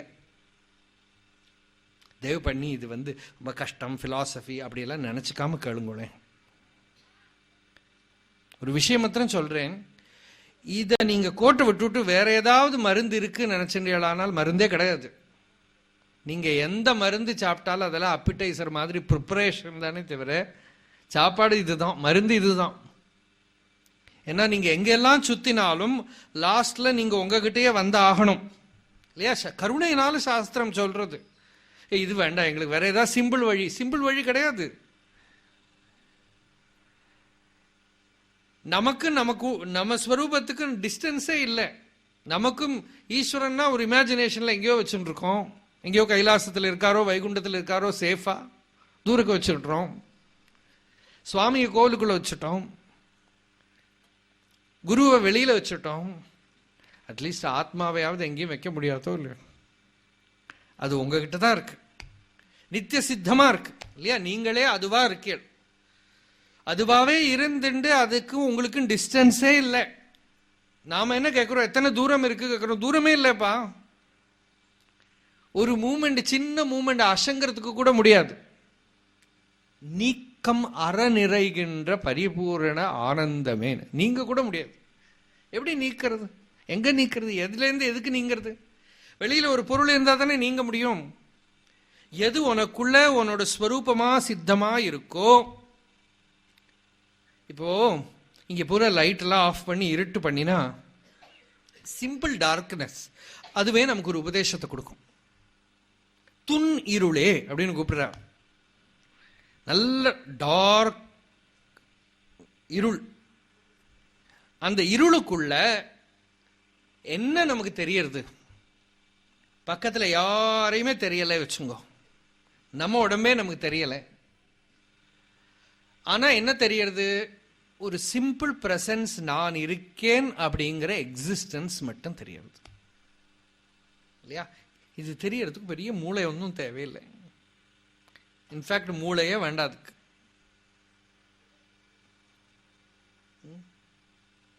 இல்லையா? லைட் ஆஃப் பண்ணினா இருட்டா இருக்கிறத அகமஸ்மி தெரியறதா இல்லையா? நான் இருக்கேன் அப்படின்னு தெரியுது, உள்ளேன்னு தெரியுது. அதுக்கு பேரு தான் வெளிச்சம்னு பேரு. இந்த வெளிச்சம் தான், இந்த டியூப் லைட்லாம் இல்லை. நம்ம வெளிச்சம்னா என்ன நினைச்சுக்கிறோம்? Tube light, சூரியன்லாம் நினைச்சுக்கிறோம். அதெல்லாம் இல்லை. அந்த இருட்டுக்குள்ளையும் எது இருக்கேன் அப்படின்னு மைல்டா, ஒரு ஒரு பெரிய சினிமாவில் ஹீரோ வரா மாதிரியெல்லாம் வரல. அதோட பிரசன்ஸ் மைண்ட் லெவல் வரைக்கும் இன்ஃப்ளூயன்ஸ் பண்ணாம சாதாரணமா. அதனால நம்ம என்ன கேட்போம்? அதுல என்ன வந்து போச்சு, அது தெரியுமே நமக்கு அப்படிங்கிறோம். அவ்வளவு சாதாரணமா அது இருக்கிறது கூட தெரியாம அது சித்தமா இருக்கு இல்லையா? அதுதான் நீங்க நானும் நீங்களும் எல்லாம் தேடுற நிர்வாண வஸ்து. அதுதான் பிரம்மம், அதுதான் ஆத்மா, அதுதான் குரு, அதுதான் ஈஸ்வரன், அதுதான் வைகுண்டம், கைலாசம், எல்லாமே அங்க இருக்கு. எவ்வளவுக்கு எவ்வளவு நீங்க அந்த இருப்புல கவனத்தை போடுறீங்களோ, அந்த இருக்கேங்கிற உணர்வு மட்டுமா இருக்கீங்களோ, சும்மா இருக்கிறதுங்கிறது அதுதான். அதில் இருக்கேளோ அது பிரகாசமாகும். அந்த ஒரு இருப்பு மட்டும் மாறுபாடு இல்லாம இருக்கு. மீதி எல்லாம் மாறின்னு இருக்கு. உடம்பு மாறுறது, மனம் மாறுறது, உலகம் பரிணமிச்சுட்டே இருக்கு.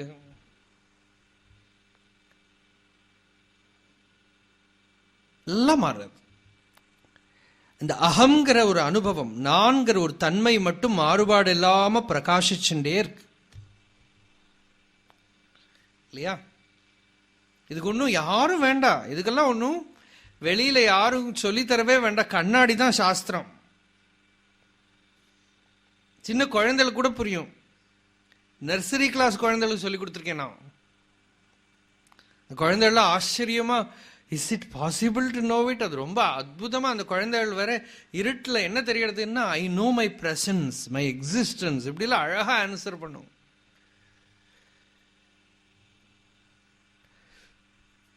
இன்ஃபேக்ட் குழந்தைகளுக்கு கொஞ்சம் கூட ஈஸியும் தோன்றது எனக்கு. நம்ம தான் ஏதோ படிச்சு கிடிச்சு மண்டையெல்லாம் கோளாறு பண்ணி. ரொம்ப சிம்பிள், ரொம்ப சிம்பிள். ஏன்னா nothing can be so simple like your existence. சுலபஷாயமத்யந்தா. யோக வாசிஷ்டன் சொல்றது ரொம்ப சுலபம்பா. அது ரொம்ப, it is too simple, that is why it is difficult. ஏன்னா நமக்கு ஏதாவது அச்சீவ் பண்றதுக்கு வேணும். இது ஒரு அச்சீவ்மெண்ட்டும் கொடுக்கல நமக்கு. அது என்ன பண்றது? நம்ம டீப் ஸ்லீப்பே பாருங்களேன், ஏதாவது அச்சீவ்மெண்ட் இருக்கா சொல்லுங்க? டீப் ஸ்லீப்ல you are losing everything. You are losing the world, you are losing the body, you are losing your ego. எல்லாத்தையும் இழந்துட்டு ஏதோ ஒன்று மட்டும் இருக்கு. எழுந்திருந்து வந்தா ஒரு சென்ஸ் மட்டும் திரும்பி போனா தேவையில்லைன்னு தோன்றது, அவ்வளவுதான் இல்லையா? திருப்பி தூங்கினா தேவையில்லைன்னு தோன்றதா?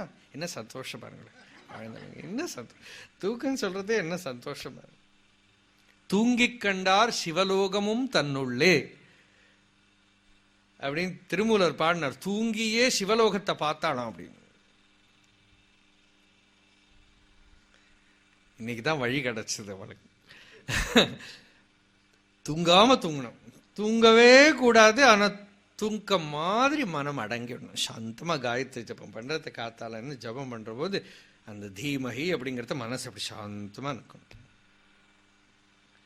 அப்படி இருந்தா அந்த நிம்மதியா கொஞ்ச நேரம், ஒரு 15 நிமிஷம் இருந்தா அன்னைக்கு நாள் பூரா ஒரு டானிக் குடிச்ச மாதிரி ஒரு தெம்பு இருக்கும். அப்புறம் சாயந்தரம் ஆறதுக்குள்ள திருப்பி சோர்ந்து போனா திருப்பி சாயந்தரம் சந்தியாவந்தனம் பண்ண உட்காரத்தை திருப்பி அந்த தெம்பு. தினமும் காத்தால, மத்தியானம், சாயந்தரம் இந்த 3 சவனத்திலையும் கொஞ்சம் உள்ள ஒரு டானிக் இருக்கு, ஒரு அமிர்தம் இருக்கு. அந்த அமிர்தத்தை கொஞ்சம் கொஞ்சம் பானம் பண்றது தான் அந்த காயத்ரி. அப்படி உள்ள எடுத்துக்கணும். அப்படி ஹிருதயத்துக்குள்ள நமக்கு உள்ள இருக்கிற வஸ்துவை காட்டி கொடுக்கறது தான் விசாரம். முதல்ல என்ன சொன்னார்? மனசை சாந்தமா வச்சுக்கோ அப்படின்னார். அப்புறம் என்ன சொன்னார்? விசாரம் பண்ணு. நான் என்ன, நான் யாருன்னு விசாரம் பண்ணு. கோகம் கஸ்யஜ சம்சாரா. இதெல்லாம் பாருங்கோ, இதுதான் ராமராக்கி இருக்கு, தெரிஞ்சுக்கணும். பழத்தை தான் நாம பார்க்கிறோம், அந்த மரத்தை பார்க்கல, விதைய பார்க்கல. வாசிஷ்டம்ங்கிறது என்ன? அந்த பழத்தில் இருக்கிற டேஸ்டுக்கு பின்னால் இருக்கிற சீக்ரெட். ராமரோட வைபவத்தை எல்லாரும் பார்த்தா, மகிமையை பார்த்தா, சாந்தியை பார்த்தா, காம்பீரியத்தை பார்த்தா, எல்லாரும் பார்த்து மயங்கி நின்னான்.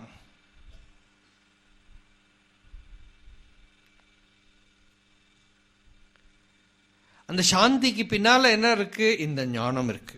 தன்னலை விட்டு விலகாம இருக்கக்கூடிய ஸ்திதி இருக்கு. ஆனா ஆச்சரியம் என்ன தெரியுமோ? அவர் தான் அழறார், அவர் தான் சீதையை பிரிஞ்சு கவலைப்படுறார், அவ்வளவு துன்பப்படுறார், ஓன்னு அழறார். அதெல்லாம் என்ன? அது ஒரு ஆச்சரியம். அதான் வெளிப்படியா இல்லை, அது அந்த உள்ள இருக்கிறது அந்த வஸ்து. அது தெரிஞ்சின்றப்பறம் அந்த சரீரத்தோட பிராரப்தம் எப்படியோ அது போல அது இருக்கு. யுத்தம் கூட பண்றார். அந்த உள்ள இருக்கிற நிம்மதியை இழந்துடாம இருக்க விசாரம் பண்ணணும். நல்ல ஆழ்ந்து விசாரம் பண்ணி உள்ளதான் ஸ்வரூபத்துல தான் சுகம் இருக்குன்னு தெரிஞ்சின்ற அப்புறம் தன்னோட நியதிப்படி ராஜாவா இருக்கணுமான இருக்கலாம். ராமர் ராஜாவா இருக்கணும்னு அப்பா சொன்னா அப்படியே எழுத்துன்னு விட்டார். அப்புறம் அந்த அப்பாவே கூப்பிட்டு, நாளைக்கு நீ காட்டுக்கு போனோம்னா ஏவமஸ்து கமிஷ்யாமி வனம் வஸ்து மகம் த்விதா, அப்படி இருக்க முடியுமா? சாதாரணமான உங்களுக்கு என்ன பைத்தியமா? கூப்பிட்டு ராஜாவாருங்கிறது அப்புறம் காட்டுக்கு போங்கிறது எல்லாம் முடியாது இல்லையா? சும்மா பேச்சுக்கு வேணா சொல்லுவோம். ஏவமஸ்து கமிஷ்யமின்னு எதுலையுமே ஒட்டிக்கல. தன் ஆனந்தம் தனக்குள்ளதான் இருக்குங்கிறதுனால ராஜ்யமோ அதுல இருக்கிற பதவியோ பொசிஷனோ என்னெல்லாமோ ஆட்டம் போட்டு பார்த்தான் பரதன். அசங்கவே அசங்கல. யாரா அந்த ஒரு சாக்க வச்சுன்னு திரும்ப வந்துடுவா இல்லாட்டா. பரதன் அவ்வளவு பிரார்த்தனை பண்ணி பார்த்தார், நீங்க திரும்ப வரணும், வரல. அப்புறம் பரதன் சொல்றார், ஒரு ராமாயணத்துல ஒரு ஸ்லோகம், வால்மீகி ராமாயணத்துல, அந்த ஒரு ஸ்லோகத்தை ஒரு பக்கம் வச்சு மீதி இருக்கிற 23,000 சொச்சம் ஸ்லோகத்தை ஒரு பக்கம் வச்சா துல்லியமா இருக்கும். என்ன சொல்றான் பரதன்னா, இப்பதான் எனக்கு வேதாந்தம்னா என்னன்னு புரியுறது. வேதாந்தம்னா நீதான். ராமரை பார்த்து சொல்றார், வேதாந்தம்னா என்ன தெரியுமா? உன்னோட ஸ்வரூபந்தான். ஏன்னா மரணம், செத்து போனானா உலகத்தில் இருக்கிறது எதுவுமே பாதிக்காது. இருக்கிற போதே செத்தாரை போல திரி அப்படின்னு திருமூலர் திருமந்திரத்தில் ஒரு பாட்டே உண்டு. செத்தாரை போல திரி அப்படின்னு. அது உன்னை பார்த்துதான் தெரியறது. யதா மிருதா ததா ஜீவன் யதா சதி ததா சதி யஸ்யைஷ புத்திலாப ஸ்யாத் பரிதப்யேத கேன சஹா. One who knows what is death while living, one who is experiencing death while alive, he will not be affected by anything in life. நமக்கு டெத் லைஃப்னா டோட்டலி கான்ட்ரடிக்டரியா இருக்கு இல்லையா? ஆனா வாழ்க்கை ஒரு பக்கம் இருந்துட்டே இருக்கு, மரணம் இருந்துட்டே இருக்காம். இறந்து போய் வாழறான். அதனால்தான் திருமூலரை பத்தி எல்லாருமே ஒரு கம்ப்ளைண்ட் சொல்லுவா. திருமூலர் திருமந்திரம் 2 பேருக்கு தான் தெரியுமா. ஒன்னு திருமூலருக்கு, இன்னொன்னு சிவனுக்கு. ஏன்னா அவர் பாட்டெல்லாம் அப்படி இருக்கும். புழுதியை தோண்டினேன் பூஷணி பூத்தது அப்படின்னு ஒரு பாட்டு. புழுதியை தோண்டினேன் பூஷணி பூத்ததுன்னா உள்ள இருக்கிற புழுதினா உள்ள இருக்கிற எண்ணங்கள் ஆசா பாசங்களை எல்லாம் நீக்கம் பண்ணினா, பூஷணினா சிவலிங்கம் பூஷணி மாதிரி தானே இருக்குமோ இல்லையோ? ஆமா, சிவலிங்கம் ஹிருதயத்துக்குள்ள பிரகாசிச்சதுன்னு அர்த்தமா. இந்த மாதிரி நிறைய பாடல்கள் உண்டு. அதுபோல சிலதெல்லாம் வாழ்க்கை இருக்கிற போதே இறந்து போறது, இறந்த போல இருக்கிறது எல்லாம் சொன்னா அது ஒரே குழப்பம். ஒரு குழப்பமும் இல்லை. டெத்தோட எக்ஸ்பீரியன்ஸ் நமக்கு தினமும் டீப் ஸ்லீப்ல கிடைக்கிறது. எது எது செத்து போனா நமக்கு மறைஞ்சு போக போறதோ அதெல்லாம் தினமும் சுஷுப்தியில மறைஞ்சு போயிடுறது. உடம்பு மறைஞ்சு போயிடுறது, உலகம் மறைஞ்சு போயிடுறது. நான் இல்லாம ஆயிடுவேன்னு பயப்படுறோமே நம்ம இல்லையா? அந்த நானும் இல்லாம ஆயிடுறது. ஆனா விரும்புறோம் அந்த நிலைய. என்ன ஆச்சரியம் பாருங்க, என்ன ஆச்சரியம் பாருங்க.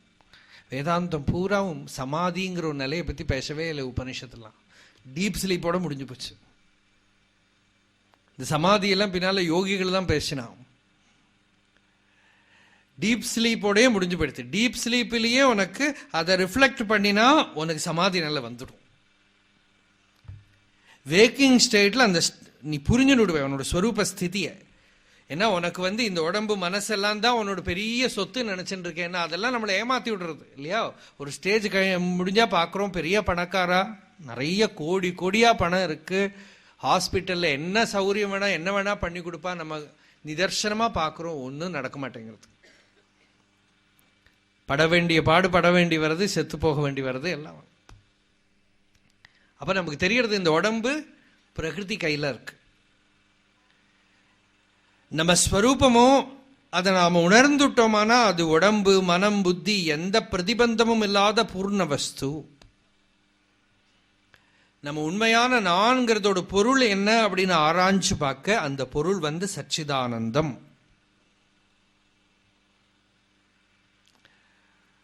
அப்படிங்கிறது தெரிஞ்சுக்கிறதுக்கு தான் ஒரு குரு உபசக்தி. ஒரு குருவிட்ட ஸ்ரவணம் பண்றது எதுக்கு? அவர் உபதேசம் பண்ணி நாம நம்ம சரீரம் இல்லை, நான் ஆத்மா, எனக்கு மரணம் கிடையாது, பூர்ண வஸ்து ஆனந்த ஸ்வரூபம். இது பிரகலாதனுக்கு கர்ப்பத்துக்குள்ள இருந்தே கிடைச்சுடுத்து பாகவதத்துல. நினைச்சு பாருங்களேன், அவ்வளவு சிம்பிள். ஸ்கூலுக்கு போறதுக்கு முன்னாடியே இந்த பிரம்ம வித்யை வந்துட்டா தப்பிச்சுடுவோம். கர்ப்பத்திலேருந்தே இந்த குழந்தைக்கு நாரதர் டிரான்ஸ்மிட் பண்ணிவிட்டார். Not through any language. கர்ப்பத்தில் இருக்கிற குழந்தைக்கு எந்த மொழி தெரியும்? ஒரு லாங்குவேஜும் தெரியாது. நாரதர் அவ அம்மாவுக்கு சொல்லி கொடுத்தார். அந்த கயாது தூங்கி போயிட்டா, ஆஸ் யூஷுவல் நம்மளை போல இல்லையா. கொஞ்ச நேரம் ஆனா சில பேர்லாம் சொல்லுவா, பிரவச்சனம் கேட்கலன்னா தூக்கமே வர மாட்டேங்கிறது. எப்படி வேணா எடுத்துக்கலாம் அது. இந்த கயாது தூங்கி போயிட்டா. நாரதரோட பிரவச்சனம் கேட்டு கயாது தூங்கி போயிட்டா. ஆனா அந்த உள்ள இருக்கிற குழந்தை இருக்கே, அது பூர்ணமா எடுத்துட்டு வெளியில வரபோது அந்த குழந்தைய பார்க்கிறவாளுக்கெல்லாம் சந்தோஷம். அந்த குழந்தை லைஃப்ல அழவே இல்லை. அது ஒரு நாமா கூட ஜபம் பண்ணல, ஒரு சாதனை கூட பண்ணல, ஒரு பிராணாயாமம் கூட பண்ணல. துருவன் ஒத்த காலையெல்லாம் தபஸ் பண்ணார். பிரகலாதனை நீங்க எடுத்து பாருங்கோ. He did not attain that state through any spiritual practice. He was born with it. அந்த குழந்தைகள், அசுர குழந்தைகள்லாம் கேட்கறது, பிரகலாதா உனக்கு எங்கேருந்துடா அது கிடைச்சதுன்னா, நாரதர் கொடுத்தாருன்னு. எப்போ? எங்க அம்மா வயத்துல இருக்கிறத, தொப்பைக்குள்ள இருக்கிறத பெரிய பொருள் வழங்கி எடுத்து.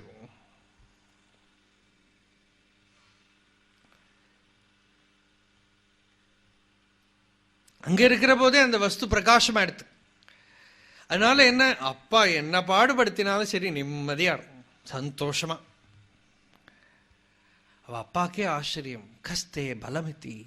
ஹிரண்யகசிபு கேட்கிறான், என்னடா உனக்கு பலம் இவ்வளவு? என்ன பார்த்தா இந்திரன்லாம் நடுங்குவான் இல்லையா. சில குழந்தைகள் அப்பாவை பார்த்தாலே எல்லாம் ஆயிடும், பயந்து போயிடும். இது உலகத்தை பூரா பயப்படுத்தின்னு இருக்கிற அப்பா கொஞ்சம் கூட நடுங்காம இருக்கே. பிரகலாதனுக்கா பயம்னா என்னன்னே தெரியல. என்ன அப்பா கிட்ட சொல்ற, அப்பா ஆத்மாவில இருந்து அந்நியமா ஒரு பொருள் இருந்தா தானே பயப்படணும். நீயும் அதுதான், நானும் அதுதான், நீ எதுக்கு கோவிச்சுக்கிற, நிம்மதியா இறங்குறான். அவருக்கா பிபி அதிகமாயிண்டே இருக்கு, ஷூட் அப் ஆயிண்டே இருக்கு. ஹிரண்யகசிப்புக்கு நிம்மதியா இருறேன், சந்தோஷமா இருறேன். எங்கடா இருக்கான் உன் பகவான்? எல்லா இடத்தையும். அவன் எங்க இல்லை, நீ இப்படி வாழை பிடிச்சுன்னு எங்கன்னு கேட்கற இல்லையா, அவன் தான் அந்த கையை தூக்க வைக்கிறான். பிரகலாதன்லாம் சொல்ல தூண்ல இருக்கான், நம்ம தான் கதை கட்டுறோம். ஹிரண்யகசிபு தான் கேட்டான் தூண்ல இருக்கான். நான்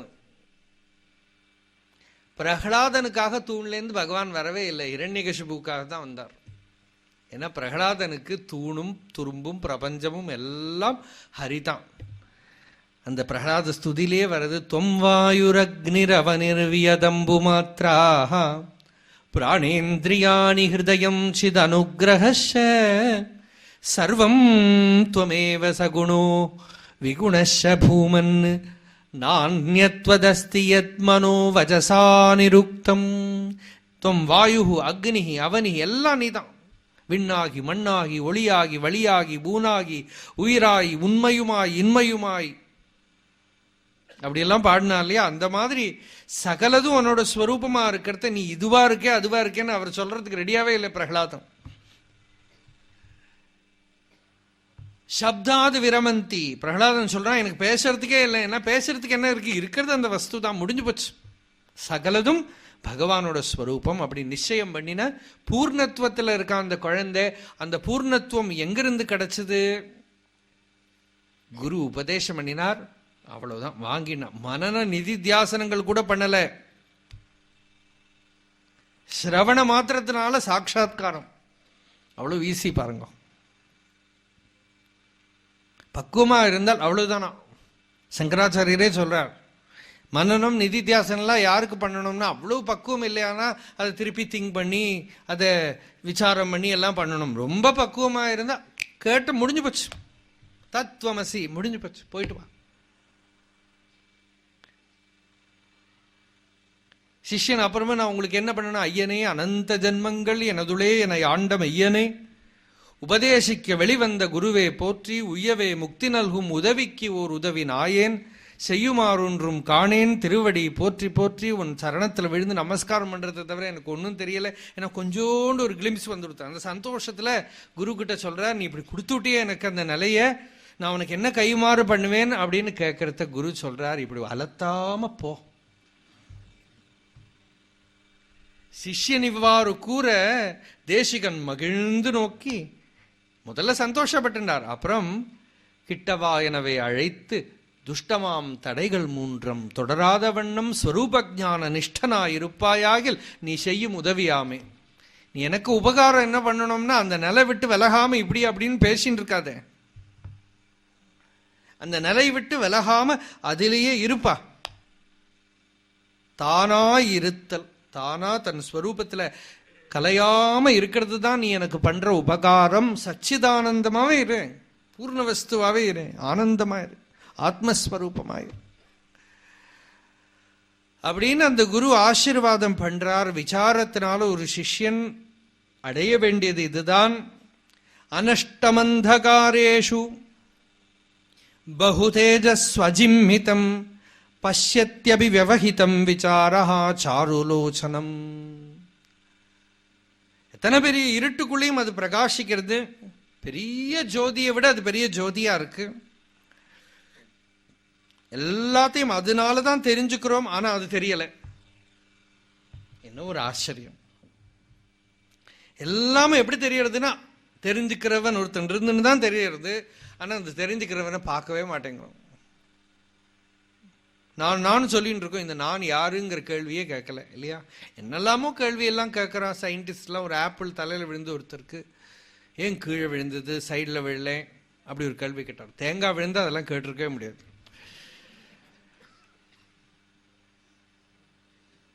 இல்லையா? பலாப்பழம் விழுந்தா ஒரு கேள்வி கேட்டார், ஒரு பதிலாம் கிடைச்சது அவருக்கு.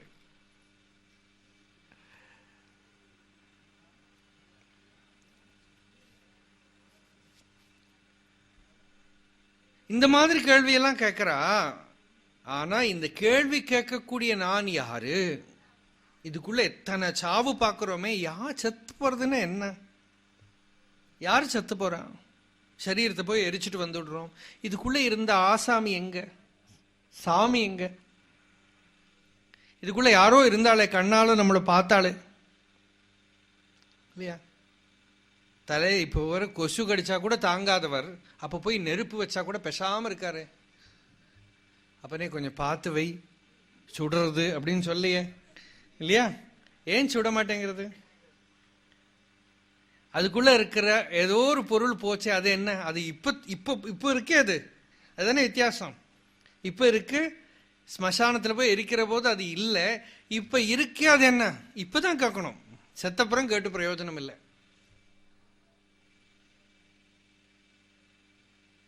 இப்ப இருக்கிறத கேட்டுக்கணும். இப்ப இருக்கிறத நாம இதுக்குள்ள இருக்கிற கோபம், இந்த நான் யாரு, கஸ்யஜ சம்சாரா, இந்த சம்சாரம்ங்கிறது யாருக்கு, யார் இதெல்லாம் அனுபவிக்கிறா?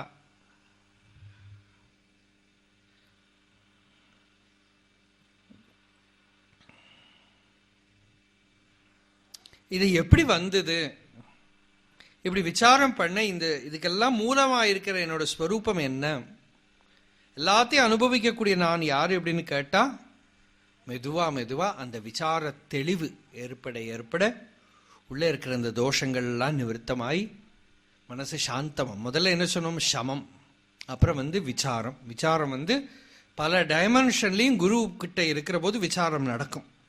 விசாரம் யூஸ்வலி குரு ஒரு அரணிக்கோல் மாதிரி, சிஷ்யன் ஒரு அரணிக்கோல், ரெண்டுமா போட்டு அப்படி சேர்ன் பண்ற போது நெருப்பு வர மாதிரி இந்த குரு சிஷ்யனுமா இருக்கிற கான்டாக்ட் இருக்கே, அது யூஸ்வலி ரொம்ப காலத்துக்கு அது நடந்துட்டே இருக்கணும். சின்ன சின்ன விஷயங்கள் கூட அந்த குருநாதர்கிட்ட போய் சொல்லி தெரிஞ்சுண்டு நிவர்த்தி பண்ணி. யூஸ்வலா வேதாந்த விசாரத்தோட முடியாது. இவன் அஜ்ஞானத்தை திருப்பி திருப்பி ஏதோ ஒன்று குரு கிட்ட கொண்டு போய் ஒப்படைக்க இருக்கும். அப்பப்ப அவர் என்ன பண்ணுவார்? திருப்பி திருப்பி இவரை ஞானத்துல இருத்துவார். நாமளே விசாரம் பண்ணி ஞானத்துல இருக்கிறதுங்கிறது ரொம்ப ஒசந்த நிலை, நிதித்தியாசனம். அது வரைக்கும் அப்பப்ப நாம மறந்து போற போதெல்லாம் அந்த குருநாதர் என்ன பண்றார்? மறக்காதேப்பா, நீ உன்னோட ஸ்வரூபத்தை மறந்துடாதே அப்படின்னு ஞாபகப்படுத்துறதுக்கு தான் சத் சங்கம். நாம அப்பப்போ நில குலைஞ்சு போயிடுவோம்.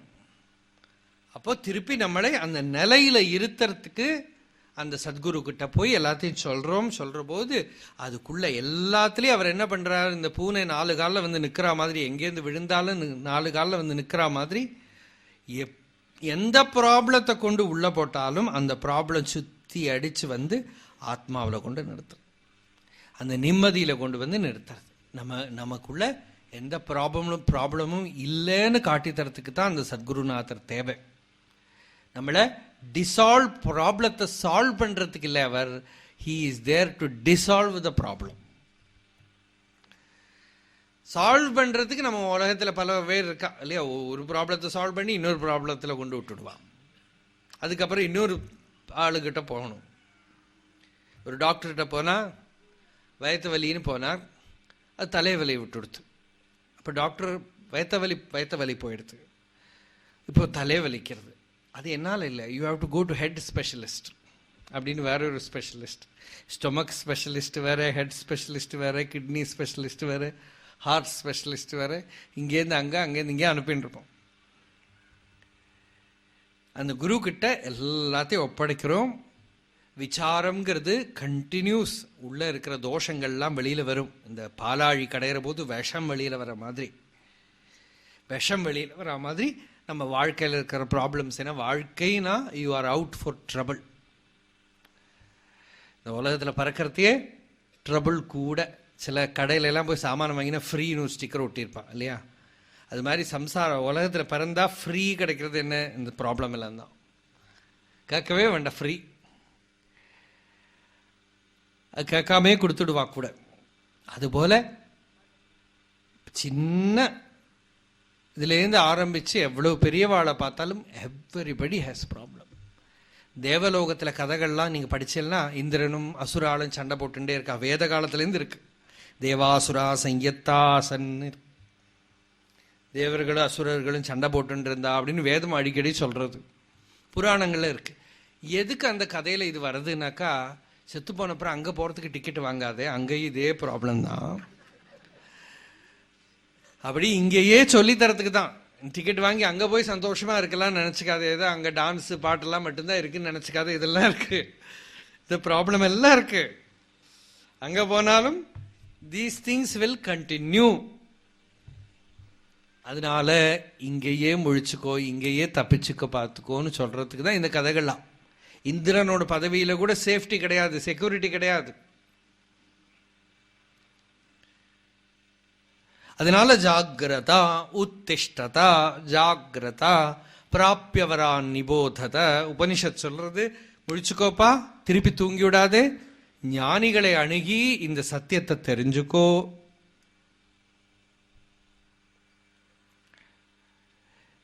இதான் ஸ்ருதி வச்சனம். அப்படி குரு கிட்ட சேர்ந்துண்டு விசாரத்தை பண்ணி உள்ள இருக்கிறதெல்லாம் அவரை தெரிவிச்சு அவரும் சொல்ல, நாம மெதுவா மெதுவா மெதுவா நமக்குள்ளேயே சொல்யூஷன்ஸ் கண்டுபிடிப்போம். See, truth is so simple but life is very complex.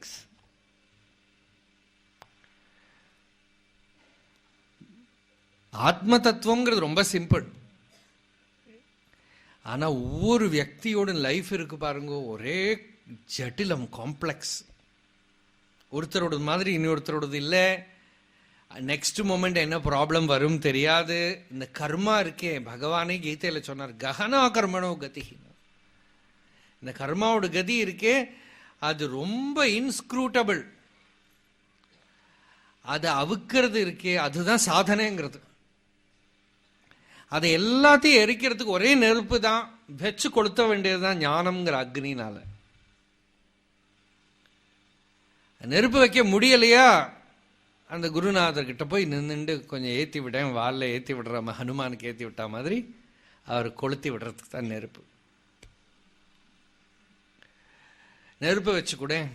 அதனால தான் ராமாயணத்தில் சுந்தரகாண்டத்தில் ரொம்ப அழகான சர்க்கம், இந்த இது சொல்லுவா, என்ன தியானம் பண்ண வேண்டிய இடம் எது தியானம் பண்ண வேண்டிய இடம்னா, ஹனுமான் வந்து லங்கையை பூரா நெருப்பு வச்சுட்டு ஒரு கோபுரத்துக்கு மேலே, ரொம்ப அழகான ஒரு ஸ்லோகம் உண்டு அந்த இடத்துல, இப்போ ஞாபகம் வரல எனக்கு.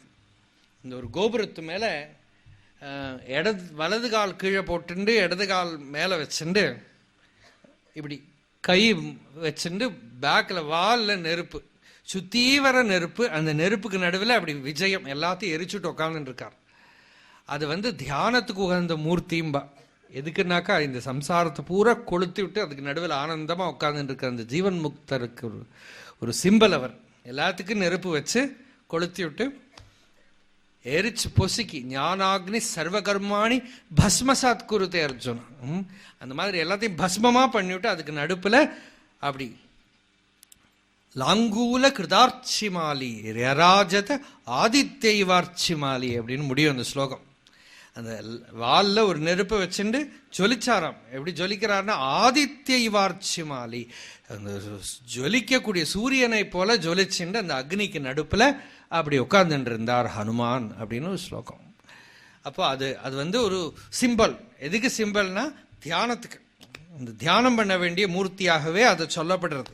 எல்லாத்தையும் எரிச்சு தான் ஞானத்தால் நிர்தூத கல்மஷா, எல்லா கல்மஷத்தையும் எரிச்சுட்டு பிரகாசிச்சுருக்கார். அப்போ அது போல இந்த ஜீவனும் ஒரு சத்குரு கிட்ட அரணி கடைஞ்சு நெருப்பு எடுக்கிற போல தன்னை கொண்டு போய் அவர் மேல போய் உரசணும். வெளிப்படையா உரசி விடாதீங்க. உரசுறது என்னன்னா, you have to expose your self. சுவாமியோட இன்சிடென்ட்ஸ் எல்லாம் கணேசன் நான் சொல்றதுல எல்லாமே வரும். யாராவது சில போது ஏதோ ஒரு விஷயத்துல அவர்கிட்ட கனெக்ட் ஆகிறதுக்கு ஒரு கோவிச்சுண்டு, நேற்று கூட பேசிட்டோம். சில போது சண்டை போட்டுன்றதானா you will get connected more intimately. ஏதோ ஒரு connection, you have to make some connection. அந்த கனெக்ஷன் வரணுமான you have to expose yourself. நிறைய பேர் என்ன பண்ணுவா, மறைச்சு வச்சுடுவா. குரு கிட்ட தன்னை மறைச்சு வச்சுண்டா ஒரு பிரயோஜனம் இல்லை இல்லையா? அப்போ தன் ப்ராப்ளம் என்னென்ன இருக்கோ எல்லாத்தையும் அங்கே வந்து வெளியில கொண்டு வர மெதுவா எல்லாத்தையும் பொசுக்கி நிவர்த்தி பண்ணி நிரிந்தனைவானலஹா, இந்தனமெல்லாம் போன நெருப்பு எப்படி சாந்தமா அடங்குமோ அதுபோல மனம்ங்கிறது வாசனைகள் எல்லாம் போய் அடங்கி சாந்தமா நிശ്ചலமா ஆத்மஸ்வரூபத்துல நிற்கும். அப்படி பண்றதுக்கு இந்த ஒரு அரணி கடையிற போல அந்த சத்குரு கிட்ட நீ உன்னை தொடர்பு வச்சுக்கோ, விசாரம் பண்ணு, நீ உன்னை எக்ஸ்போஸ் பண்ணு, உன்னோட ஜீவபாவத்தை எக்ஸ்போஸ் பண்ணினா அவர் என்ன பண்ணுவார், அந்த ஜீவபாவத்தை பொசுக்கி நீ ஆத்மா நீ பிரம்மம்னு உனக்கு போதனை பண்ணுவார். பொடியால் மயக்கியன் போதத்தை பறித்து உன் போதத்தை காட்டினே அருணாச்சல. இந்த என் போதத்தை பறித்து உன் போதத்தை காட்டுறது இருக்கே, அதில் தான் எல்லாம் இருக்கு. இந்த என் போதத்தை இல்லாம பண்ணி, இந்த ஜீவ அகங்காரத்தை இல்லாம பண்ணி, நான் இவன் அவன்கிற அந்த எண்ணத்தை நிவிருத்தி பண்ணி அகண்டாகாரமான பூர்ண பொருளா நம்மளை பிரகாசப்படுத்தக்கூடிய ஒரு அனுகிரகம். அந்த அனுகிரகம் வரத்துக்காகவே நீ விசாரம் பண்ணு, சாஸ்திர விசாரம் பண்ணு, பிரம்ம வித்யா விசாரம் பண்ணு.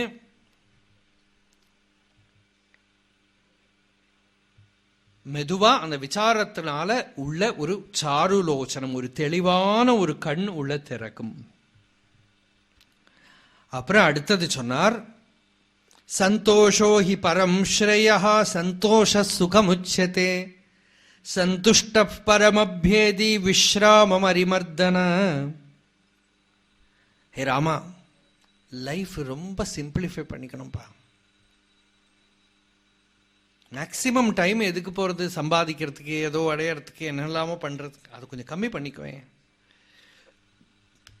சந்தோஷோ ஹி பரம் ஸ்ரேயா. விசாரம் பண்ணுறதுக்கு சௌகரியமாக இருக்கணுமானால் நிறைய பொருள்களை சேர்த்து வச்சுக்காம இருந்தாலே சந்தோஷமா இருக்க. பரிகிரஹோ ஹி துக்காய யத்யத் பிரியதமம் நிருணாம் அனந்தம் சுகமாப்னோதி தத்வித்வான் யஸ்து அகிஞ்சனா. தன்னோடதுன்னு எதுவும் இல்லைன்னு யார் இருக்கானோ அவன் சந்தோஷமா இருக்க முடியும். நிறைய பொருள்கள் இருக்கு, அங்க இருக்கு இங்க இருக்குன்னு நினைச்சிட்டு இருந்தா டென்ஷன் தான் எப்ப பார்த்தாலும். ஏதோ போயிடுமோ, யாரா எடுத்துன்னு போயிடுவாளோ. முன்னாடிலாம் ட்ரெயினில் போனால் கம்பார்ட்மெண்ட்டில் எல்லாத்தையும் அந்த பக்கம் கொடுத்துப்பா வாங்கிப்பா, ஒரு ஃபேமிலி மாதிரி இருப்பா. இப்போ ரயில்வே ஸ்டேஷன்லேயே அனௌன்ஸ் பண்ணி விட்றா, பக்கத்தில் இருக்கிறவரை ஜாக்கிரதையாக இருங்கோ, யார் எதுவும் கொடுத்தா வாங்கிக்காதீங்கோ. சில பேர்லாம் தூங்கவே மாட்டேங்கிறா. என்ன, யார் any second person is a thief. பொட்டி எடுத்துக்கிறதுக்குன்னு அவன் கம்பார்ட்மெண்ட்டில் வந்து உட்காந்துட்டு இருக்கான்னு ஒரு நினைப்பு. தூக்கமே இல்லை இல்லையா? ஏன்னா பொருள்லாம் இருக்குது, இதெல்லாம் போயிடாமல் இருக்கணும். எதுவுமே இல்லாதவன் சந்தோஷம். சந்தோஷோஹி பரம் ஸ்ரேயா. நம்மளோடது இல்லை, மமத்தை போயிட்டுதான். ஒரு சமயம் ட்ரெயினில் ஒருத்தர் வரார், வழியில் ஒரு பொட்டி வச்சிருக்கு. போலீஸ் வந்தான், ஏய் இந்த பொட்டியை வழியிலே நீக்கு. நான் பண்ண முடியாதுப்பா, தூக்கி வெளியில் எடுத்து போட்டுவிடும். போட்டுக்கோ. ஏன், என்னோடது இல்லையே அந்த பொட்டி அப்படின்னு. என்னோடதானா தானே கவலைப்படுறதுக்கு. எது என்னோடதோ அதில் தான் கவலை, எது என்னோடது இல்லையோ அதை நீ பொட்டியை வெளியில் எடுத்து போடவோ என்ன வேணா பண்ணு. சந்தோஷமா இருக்க எப்போ இந்த மமத்தை போயிடுதோ அப்போ சந்தோஷம் ஃப்ரீ ஆயிடுது. அந்த மமத்தை இருக்கிற வரைக்கும் கவலைப்பட்டுட்டே இருக்கும், வேதனை. சந்துஷ்ட பரமப்யேதி விஸ்ராமம். அப்பதான் விஸ்ராமம், ரெஸ்ட் என்ன நமக்கு தெரியும். அம்பாளுக்கு ஒரு பேர், ஜன்ம மிருத்யு ஜரா தப்த ஜன விஸ்ராந்திதாயினி அப்படின்னு ஒரு பேர் அம்பாளுக்கு அர்ச்சனையில். என்ன பேருன்னா ஜென்ம மிருத்யு ஜரா தப்த. இந்த ஜீவன் வந்து பிறந்து இறந்து வியாதி பிடிச்சி எத்தனையோ ஜென்மாவில் திருப்பி திருப்பி இதே அனுபவிச்சு அனுபவிச்சு போர் அடிச்சு கொடுத்தான் இந்த ஜீவனுக்கு. டயர்டாயிடுச்சு. அந்த ஜீவனை கூப்பிட்டு கொஞ்ச நேரம் அந்த நித்தியமான ஒரு ரெஸ்ட்டை கொடுக்குற. அந்த ரெஸ்ட் இருக்கு பாருங்க, அந்த ரெஸ்ட் தான் அமிர்தம், தீர்த்தம். அது யாரு அந்த அம்பாள்னாக்கா பிரம்ம வித்யா ஸ்வரூபிணி அப்படின்னு. ஏதோ புடவை கட்டின்னு உட்கார்ந்து இருக்கிற ஒரு மாமின்னு நினைச்சுக்க வேண்டாம். பிரம்ம வித்யா ஸ்வரூபிணி. அவ என்ன பண்றா, அந்த ரெஸ்டை கொடுக்குறா. ஜன்ம மிருத்யு ஜரா தப்த ஜன விஸ்ராந்தி தாயினி உள்ள ஒரு ரியல் ரெஸ்ட். சந்தோஷோஹி பரம் ஸ்ரேயா சந்துஷ்ட பரமப்யேதி. அந்த சந்தோஷம் வந்து விடுத்தானா விஸ்ராமம். அப்பதான் அஸ்ரமம் விஸ்ரமம், ஒரு சிரமம் இல்லாம விஸ்ரமிக்கிறது.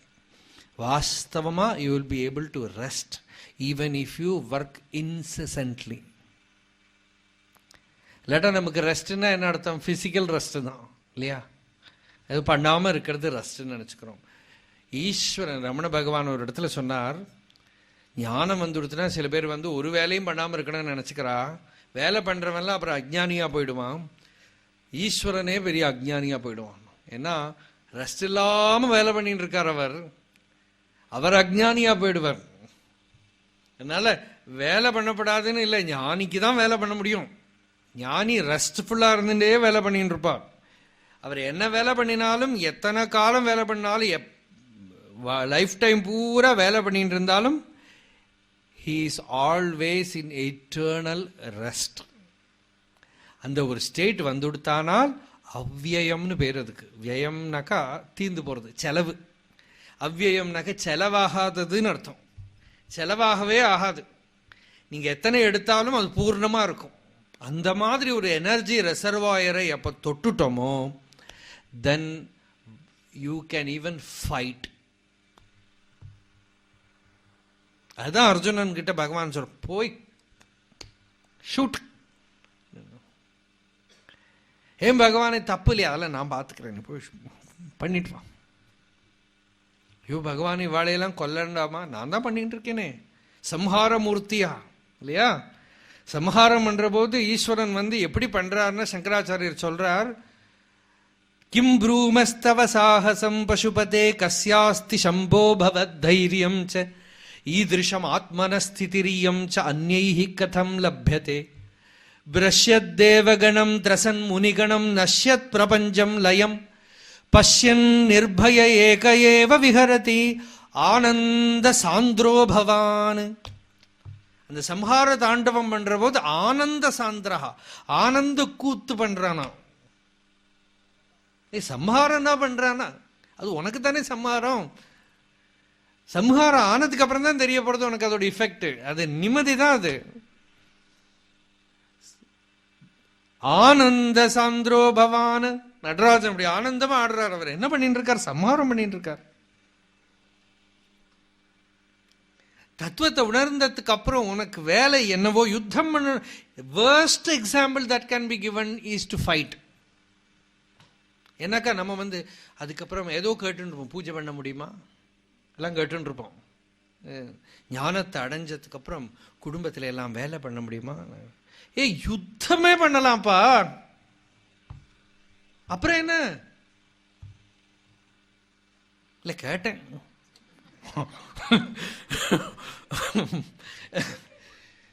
யுத்தம் பண்ணலாம்ப்பா.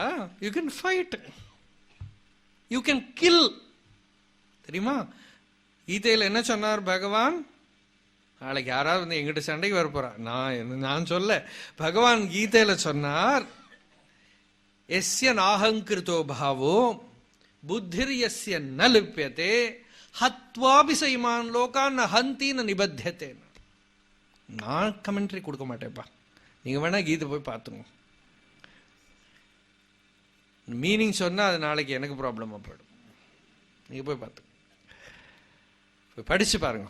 எஸ்ய நாஹங்கிருதோ பாவோ, யாருக்கு அகங்காரம் இல்லையோ, புத்திர் எஸ்ய ந லிப்யதே, யாரோட புத்தி ஒட்டுறது இல்லையோ, ஹத்வாபி சைமான் லோகான், அவன் லோகத்தை பூரா, அர்த்தம் சொல்லிவிட்டேனோ,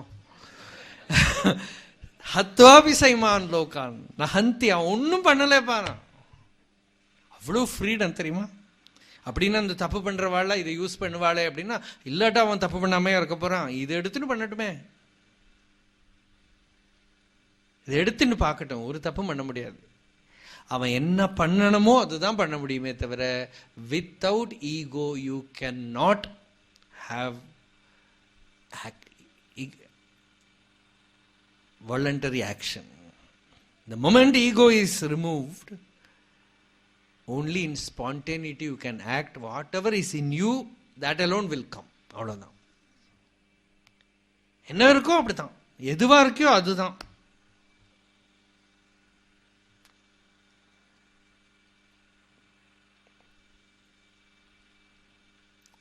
ஞானம் சர்வஸ்வதந்திரம், நிரங்குஷ ஸ்திதியை கொடுக்கிறது. கம்ப்ளீட்டா நம்மளை இப்போ இங்க ஃப்ரீ பண்ணும். தெரியுமா? அதுக்கு 10வது வேற படிக்கிறது, டிகிரி கம்ப்ளீட் பண்ணிட்டு வர்றதெல்லாம் கிடையாது. முடிச்சு போச்சு, இங்கேயே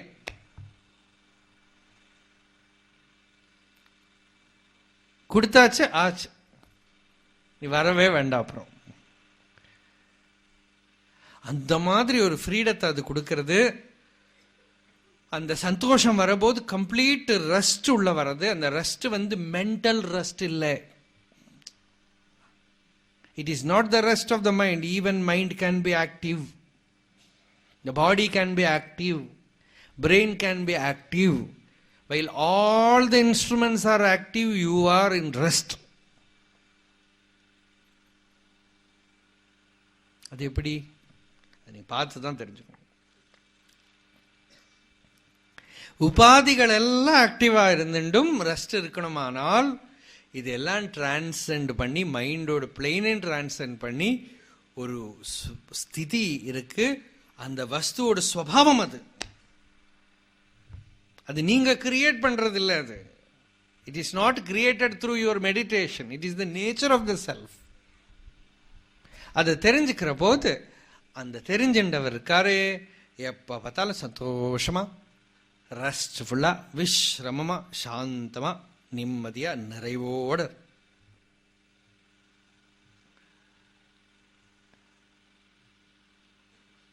விவேகானந்தரை பத்தி சொல்லுவா. அவருக்கு ஐஸ்கிரீம் ரொம்ப பிடிக்குமா. ஒரு இடத்துல ட்ரெயின் ஏறுறதுக்கு கூட்டின்னு போனா ஐஸ்கிரீம் வாங்கி கொடுத்துட்டான். சுவாமி, நீங்க இது சாப்பிட்டு இருந்தா ட்ரெயின் போயிடும், வேகம். சுவாமி அவர் சொன்னார், வேகம்லாம் வர முடியாது. I live not in time, I live in eternity, let the train go அப்படின்னு. ஐஸ்கிரீம் சாப்பிட்றதுக்காக சொல்லலை இது. அந்த ஐ லிவ் இன் இட்டர்னிட்டி தான். டைமுக்காக அவசரப்படலாம் முடியாது. இது வேணும் அது வேணும்னு அவசரப்படுறது, அவசரமே இல்லைன்னா காலம் அனந்தமா இருக்கு, பூர்ணமா இருக்கு. அந்த பூர்ணத்துவத்தை அடைஞ்சிடுவான் யாருன்னா சந்தோஷம் வந்துடுத்து. You will rest in eternity. Timelessness. அப்போ ஃபர்ஸ்ட் ஷமஹா, செகண்ட் விசாரம், தேர்டு சந்தோஷம், ஃபோர்த் இது எல்லாத்தையும் கொடுக்கக்கூடிய ஒன்று என்னதுன்னா சாது சங்கமா, மகாபுருஷ சங்கமம். அது ரெண்டும் நாம் நாளைக்கு பார்ப்போம், தொடர்ந்து நாளைக்கு பார்ப்போம். அருணாச்சல சிவ அருணாச்சல சிவ அருணாச்சல சிவ அருணாச்சல அருணாச்சல சிவ அருணாச்சல சிவ அருணாச்சல சிவ அருணாச்சல அருணாச்சல சிவ அருணாச்சல சிவ அருணாச்சல சிவ அருணாச்சல அருணாச்சல சிவ அருணாச்சல சிவ அருணாச்சல சிவ அருணாச்சல. யதோ மமாத்மா பவசி துமேவ ததோ ந வாச்யம் மம கிஞ்சித் அஸ்தி யதா தவேஷ்டம் குரு மாம் ததைவ த்வாம் ஆத்மநாதம்.